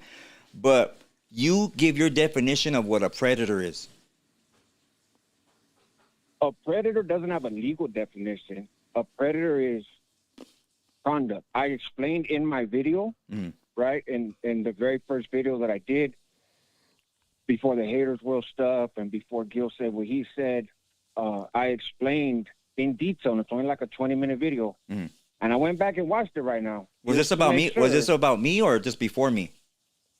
No, it was about you. It was Okay. the first video I made about you, and I explained why I believed that was predatory behavior, the age difference, independent of whether or not you believe the girl to be 20 years old. Oh, so That you're was saying because the age gap. Yes. So say she was 20. was my issue. So say she was 20 years old, right? Say she was 20 years old, which I believed, what she said, which her family, her jefa said that she was 20 years old. Sure. All that identification, whatever. And I'm 39. She's 20 years old. The legal term for being of age, you know, that will be considered predatory in your mind? That's still predatory? I didn't say, I said not the legal term. No. Predatory, But what I I'm saying wouldn't is see that like as a legal a term. 39-year-old shouldn't see a 20-year-old to be attractive or, you know, whatever, for whatever reason. No, I don't personally, as a guy that's almost 50 and as a guy that has daughters in their teens and daughters by relationship in their 20s, I don't see what there is in common there in terms of a relationship or whatever. To Right. each their own. Right. It's not illegal, and Right. I said that in my video, Mhm. right? If she was 20, it's not illegal. It's not nothing else. But I did not call you that specific term, and we can agree to disagree about fucking anything, really. It doesn't particularly matter to me, right? But if you're going to object to something that I say, just, I know a lot of videos were made about you. I don't know if you got my content confused with somebody else. I know a lot of phrases were thrown around, but I do my best to not speak recklessly. Right. And I did not throw that term toward you, to the best of my knowledge. Okay. I didn't say that, huh? You know, and so my opinion is that it was predatory. I explained why in the video. I don't expect you to agree with me, but that's my view. But I didn't call you that other word. So, okay, well, I mean, I respect your opinion, right? Your opinion. But to me, of course, there's not going to be nothing specifically in common, you know, for the majority of people. For some people that are older and do go out with young hyenas, not underage, but I'm saying maybe in their 20s and labatos in their 40s. Yeah, they didn't grow up in the same genre. They're probably not going to like the same music or whatever, but the attraction is still there. You know, they're gonna be attracted, so therefore they're gonna not force themselves to like what the other person likes. But hey, they want to get to know the person, and what man isn't gonna be kind of like at all for a 20-year-old being like, hey, you know what, homie, hang out. Hey, you're kind of handsome. You know, hey, maybe we should go have coffee and or whatever and hang out. And what if you end up liking her? You know, what if she does like everything that you like? What if she went to college like and wants to be aspiring to look up to you and be everything that you want, and you really think that hyena's beautiful? It anything could happen between any two people. I had heard you originally when you talked about, and I'm paraphrasing. I'm not saying these are your exact words, but I'm paraphrasing that her interest in you was an ego boost, right? Was flattering. You know what I mean? And yes, as an older dude, I've been in that situation, right? It doesn't happen every day. I'm not the coolest guy on the block, but of course, that is an ego boost when a younger, not underage, but younger woman finds you attractive or interesting or mysterious or whatever the hell, right? Yeah. Just myself, for me, I draw that line because, you need to, in my view, right? You need to be with somebody more around your age, somebody that you can build with. I'm looking at different things at my age than I would expect somebody who is in their early 20s to be looking at, right? Again, though, this is from my experience. I spent all my 20s in prison, so I don't have, I view stuff maybe a little bit different. I have kids. Facts. So I'm not here to argue that or to win people to my side of thinking. Again, not trying to fucking plug the channel or whatever, but I explained all of that in the video of where I was coming from and why I saw it the way that I saw it, right? And see it still. I mean, I still see it the same way. Why I seen it, how I seen it. But again, there's a lot of stuff for people to object with me or not like or whatever the case may be, right? Smart. I'm not a perfect person. I don't expect everybody to agree with me. But if you're going to criticize me, just criticize me for something that I actually said or that I actually did. You know what I mean? Okay. That's my only point. I respect you. I respect for you calling. I appreciate you calling. Stay on the line real quick though. But I appreciate that and your point of view. I do respect your point of view. But and here's my rebuttal, and not even that it's a rebuttal, homie. But you use the word predatory, right? Predatory, in my opinion, is me looking for some type of personal gain from a younger female. She's younger. She's going to be around. She's more ambitious. She's going to do more and go above and beyond that an older female would get. So I'm going to have her stick around. A one night stand and her getting pregnant is not predatory in my eyes. Okay. It's something that happened. It might be a lustful thing, which the majority it was, but it's not a predatory. There's no long-term thing. I didn't get to know her. There was text messages sent back and forth, and it is what it is. But since I called out podcasters before, that's where it get blown out proportion. And since my son, my seed, I said that too. My blood, you know what I mean? It even got blown out. It even got blown up more. But since you're using the word predator, right? Like because it comes from predator, right?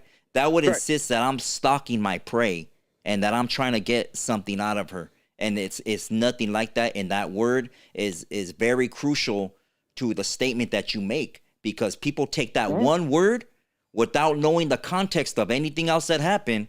And because they like the homie hangout and everything that you talk about, now my life would be in danger. My little boy or my daughter that are with me at the mall or whenever I take them, their life is in danger, because the moment some vato steps to me, it's going to be on, homie. And I got to protect my babies while protecting my life, because you use the word predator. Okay, because I used the word predator. However, I was speaking to a situation in which you were with an underage girl. So that ball can bounce different directions, right? I'm not, that was my assessment of a situation you found yourself in. Yeah. Had it come out, Marv had a one night stand and had a kid with a actual 20-year-old girl, right?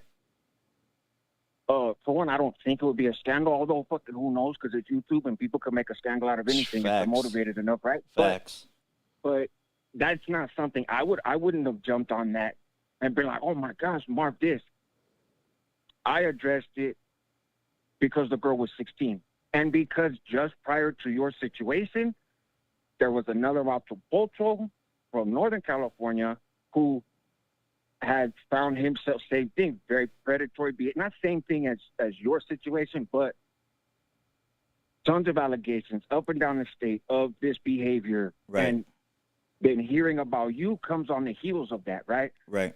So I have different things to consider in doing the content. So, I stand by what I said and by my views, but if I don't address this, and me being from Northern California, right, and then it's picking side. You know, there's a lot of factors that go into making content, right? Again, I stand by my video. I'm not backtracking on anything, right? I just wanted to explain or clarify. But look, and look at just to let me piggyback what you're saying, right? So you're hearing other instances that are happening with vatos over there in your area, right? We'll take the little toro, for instance. We'll take the you know, this predator. Put him on blast too, and made him finally come on the internet and cry about it and admit to it after years of allegations. Yeah. This is the key. Thank you for using that word. You know, you know your legal stuff, right? But allegations, I don't got no allegations. There was no allegations against me, and it's the same instance. And let me give you, The what? So. No legal allegations. No, there's no allegations at all. There's no allegations of me ever being a predator. I got daughters. There's no allegations of me seeking out younger hyenas at all. So there's nobody There was a text message put out of the hyena admitting to being a certain age, of her saying that she lied. That was the thing. That was the gist of it. I could have left it at that. And it would have died out. But I said, you know what? I'm not gonna do that.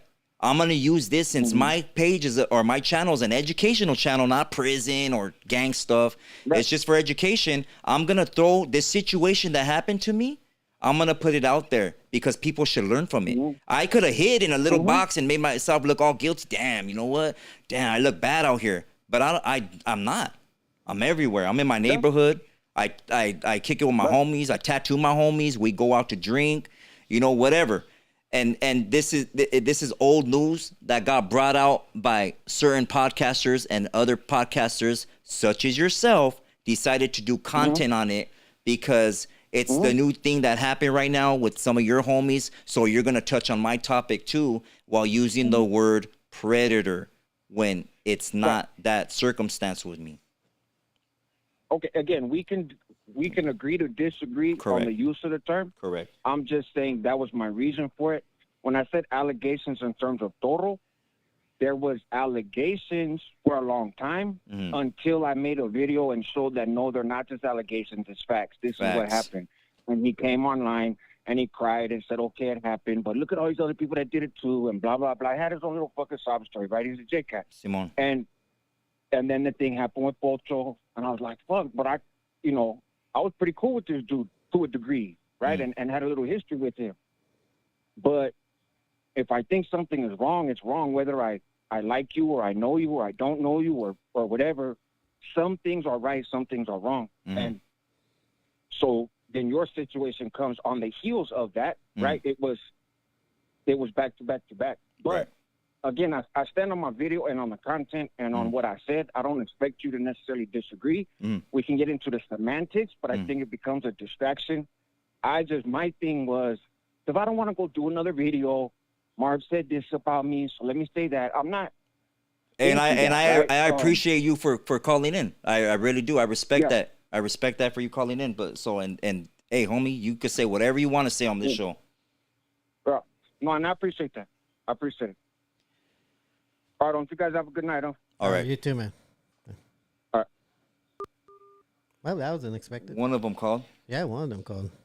But still, you know, it's still, you know, hey, we could disagree, you know? Yeah. But, hey, at the end of the day, and it's going to be kind of way out there for me to throw this football way that far.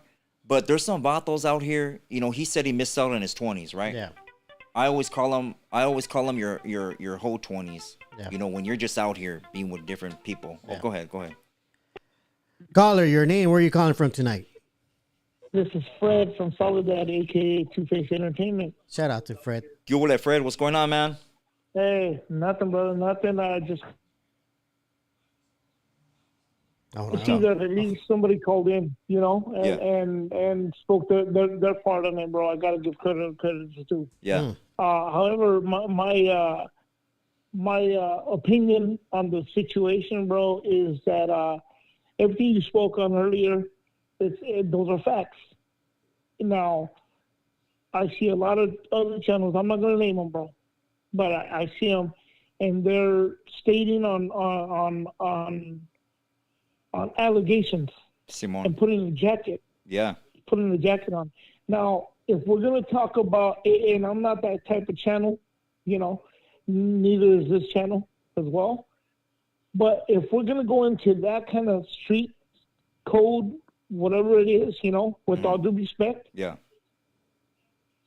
a regular civilian like myself knows that you have to have paperwork, bro, and a conviction for anybody to put a jacket on somebody like that, bro. Other than that, you're no good. You know, not you. I'm saying the person speaking on it, yeah, bro. yeah, facts. Now, what I'm getting at here is that the other part of it is, bro, is that whatever channel, I don't care what the situation is. If you instigate a situation toward another YouTuber, whatever the case is, blogger, whatever it is, bro, and God forbid something happens to that person, bro, you're just as guilty as the person that did it because you pushed that narrative, bro. And sometimes, bro, I believe this is just my piece on it, bro, that sometimes a lot of the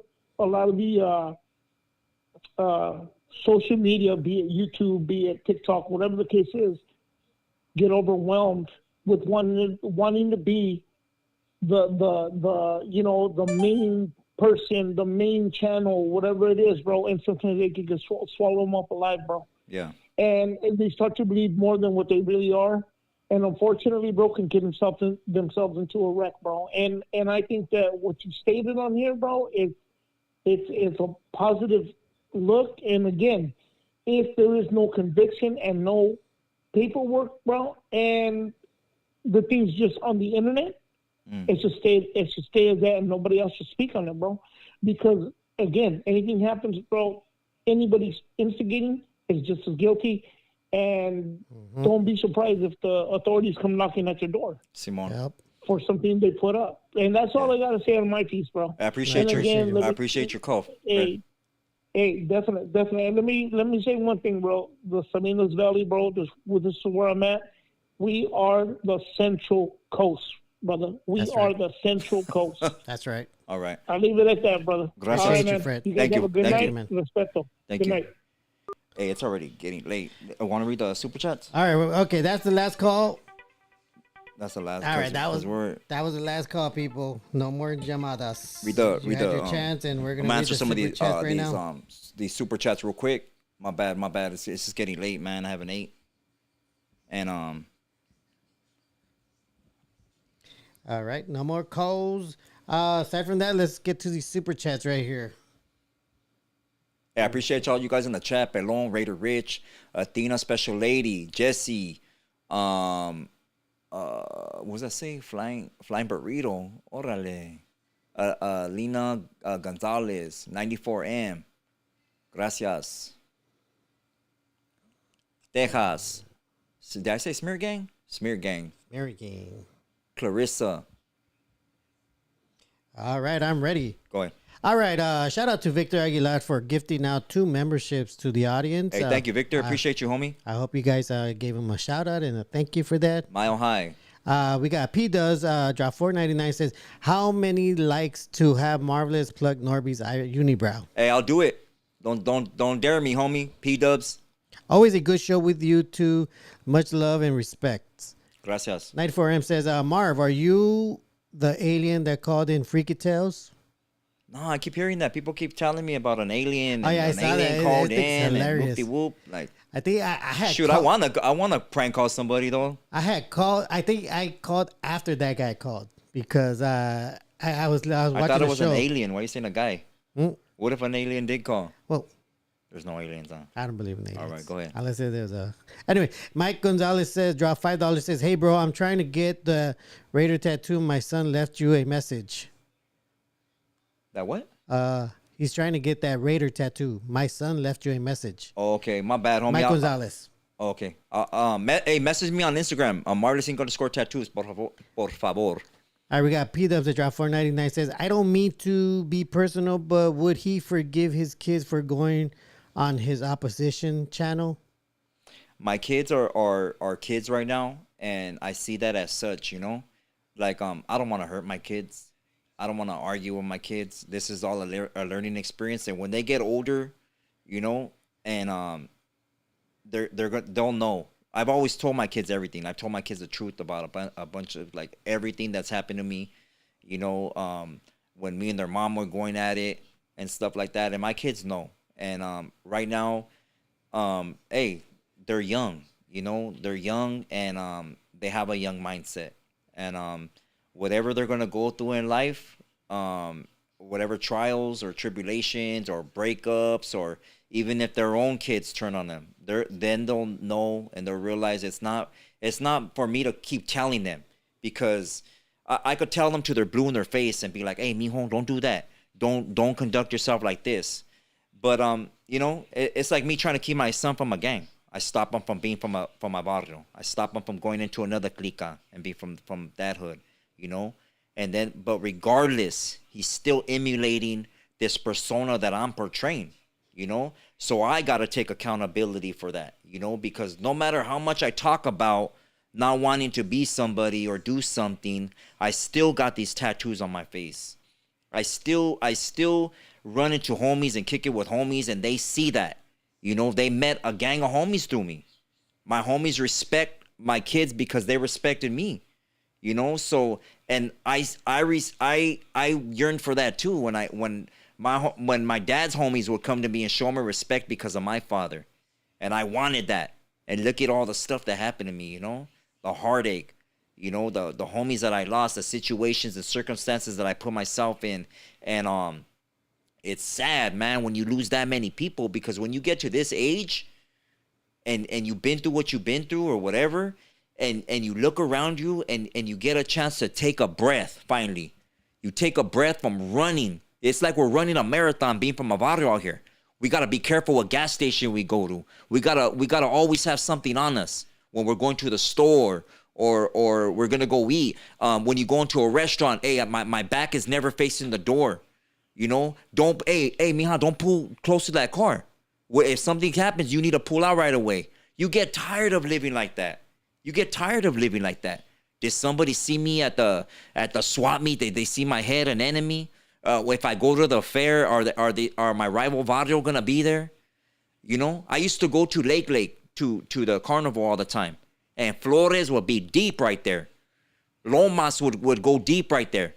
You know, they would get into it. And me being from my barrio, I knew, hey, either one of these barrios I'm gonna get into it with right here, because we had a green light at the time, and I had to be ready. You know, I couldn't be like, hey, homie, you're gonna go with me. It's like asking somebody to babysit you, homie. Hey, you want to take the bus with me? I'm gonna go through this barrio. You want to go? Chales, we don't do that. You don't go ask another man for help. You don't ask another vato to talk for you at the car show. When a vato asks you to go outside with him. You don't go threaten somebody behind a camera. You know, you don't get called to get down with or you don't go smut somebody up on camera, and then when he calls you out to get down, say, I'm not gonna get down with you. That's like some chavala stuff, you know. And you should know that being from a barrio it's like being from a tribe. You gotta have that corra for it. It's gotta be inside you. You can't just bump all this Chicano rap and these oldies and say, oh, I'm part of it now. Charles, no, you're not. You haven't earned it. You haven't. All those tacos are for show, homie. You know, you can't do that. You can't claim the fame of something. Northerners can't do it. Southsiders can't do it. Just being from a barrio, you can't do it, homie. You can't just do it. Look at what happened to that little güero. Oh yeah. That went on no jumper, dissing both sides. He doesn't know. He can't even comprehend that. But because he watches all this mierda on TV, YouTube, videos, now he wants to be part of a set. He wants to say F this and that and this and have a reckless little mouth. And he's gonna get clapped. It's gonna be a rap. And his parents are gonna be like, what happened? While you were working, you didn't show your son right from wrong. He wanted to emulate somebody else ethnicity. He wasn't even repping his own bloodline, you know, and he wanted to be a part of something that he can never be a part of, and he's not going to be respected because he dissed his own bloodline. You can't, you know? Yeah. All right. Next up is going to be 805 Plumbing and Drain San Diego. There is no pipe he can't drain. He says, damn, marvelous. Shots fired. Pew, pew. Thank you. I appreciate you, 805 Plumbing. Thank you, homie, for the super chat. J.A. Lennox says, Trans499 says, so we can all cool down from this subject. At Marvelous, do siblings have their own unique DNA, or is it similar or completely different? No, they have their DNA, but I mean, you're half. I don't even want to say it because people are gonna get all bothered.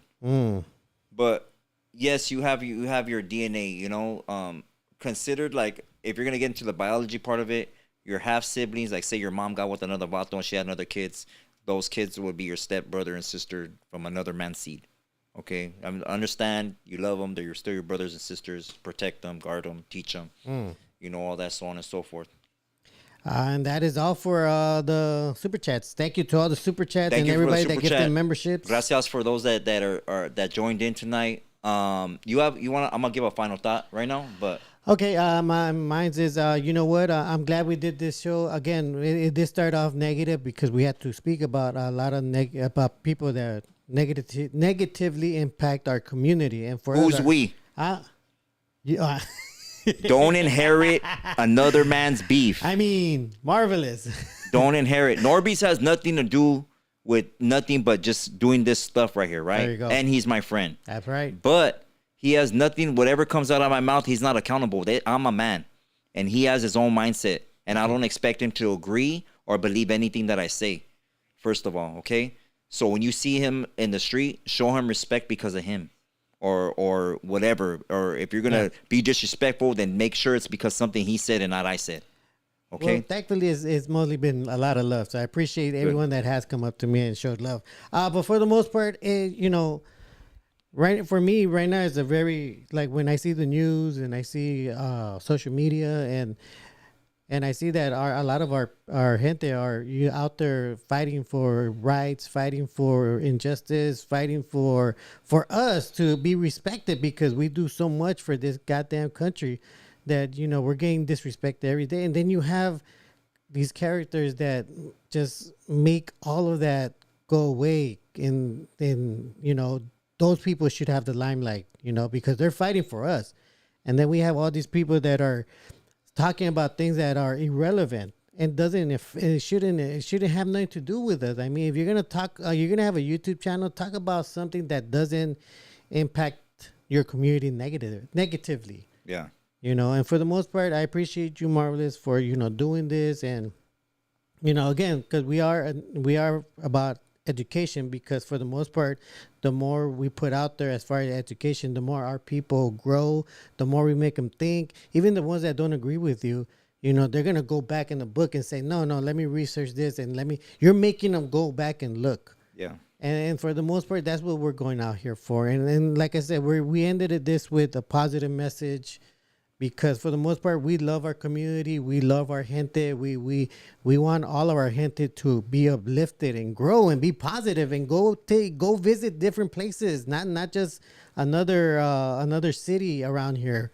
but go to another country, go to another state. See that there's a lot more than our neighborhoods. Yeah. But for the most part, thank you to the chat. Thank you to the members. A big thank you to all the moderators that did their thing tonight. I saw all of you guys work tonight, and I appreciate you for that work. Our super chatters our everybody that hit that like button, and all the subscribers. I can't say it enough, but a lot of love to all of you guys for sticking with us and letting us be a part of your life. So much love to all of you. Thank you. All right. Thank you, NORBEEZ. Dang, man, I thought that was never gonna end, homie. The never-ending story, starring NORBEEZ. The never-ending story. Hey, thank you for everybody that joined in tonight. Hey, special thanks to the only podcaster that had enough cojones to call in the homie hangout. Hey. And hey, I respect your opinion, homie. Hey, whatever it is, I got no ill will towards any of these vatos out here, even though some of them need to get smacked. But hey, learn to be your own person. You know, don't clout chase off another vato's name. Don't get mad because of his opinion, like the homie hangout, or what I teach or what I try to educate people on. Don't be mad because I'm giving a definition of Chicano, and that excludes you from something you feel. You know, don't get mad at that. And then don't clout chase. If you're a nobody podcaster, to the vato that likes to be a referee up there, hey man, find something else to do. If this isn't working for you and you have to tag everybody, you know you're doing something wrong. You know, you should already have people gravitating towards your energy. You know, your persona. They should feel that aura, homie. You know, and if they're not gravitating towards you, then it's you that's doing something wrong, homie. It's you. You need to raise your energy, your frequency, right?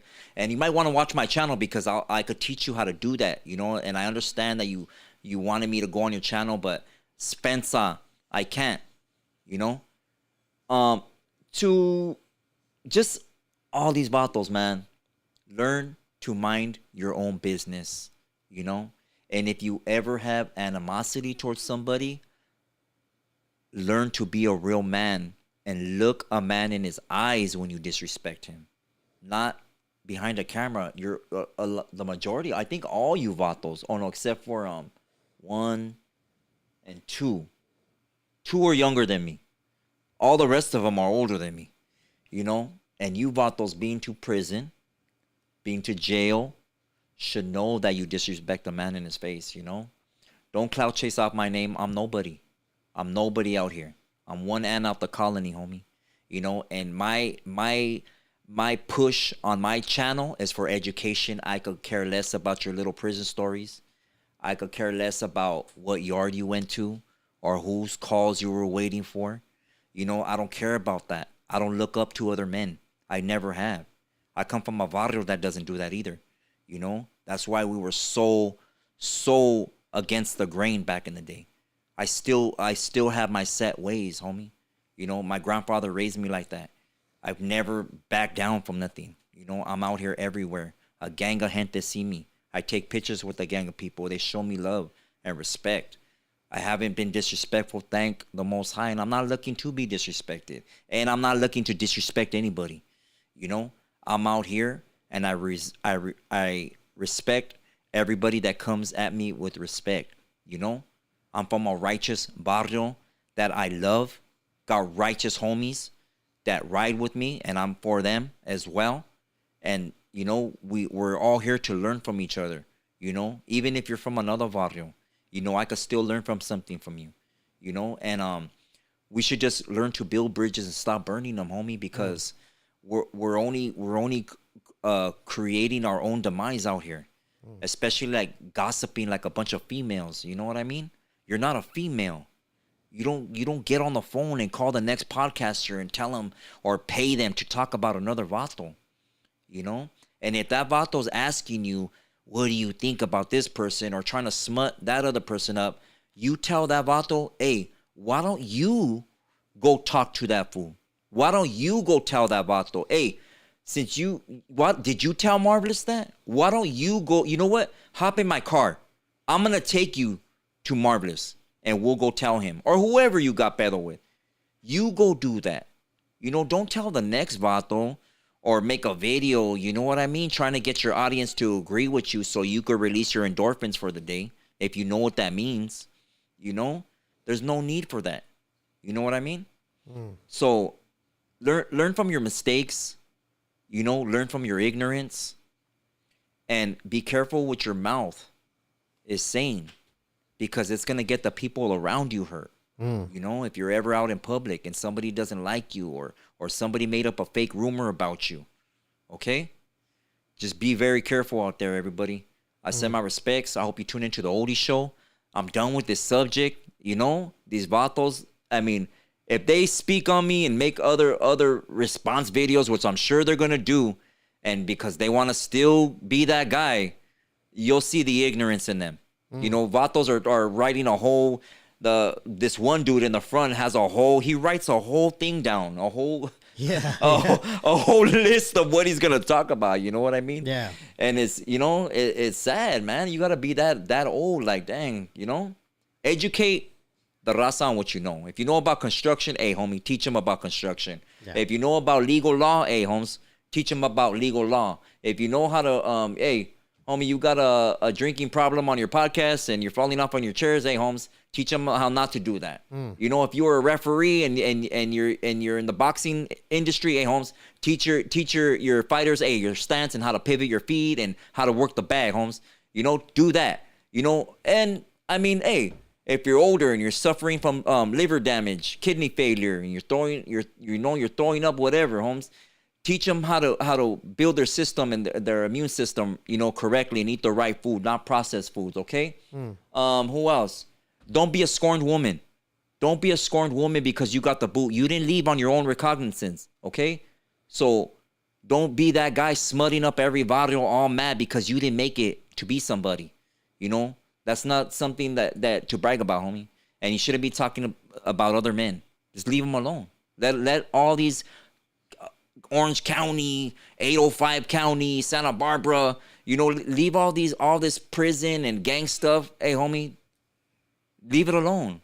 You still got kids to raise, and I'm sure you want to be around for them. And your mouth is gonna stop that. Don't be that person. All right. So hey, educate yourself before you speak. That's about it. A rato, shots fired, man down. There you go. Hope that answered 94M's question. See you guys.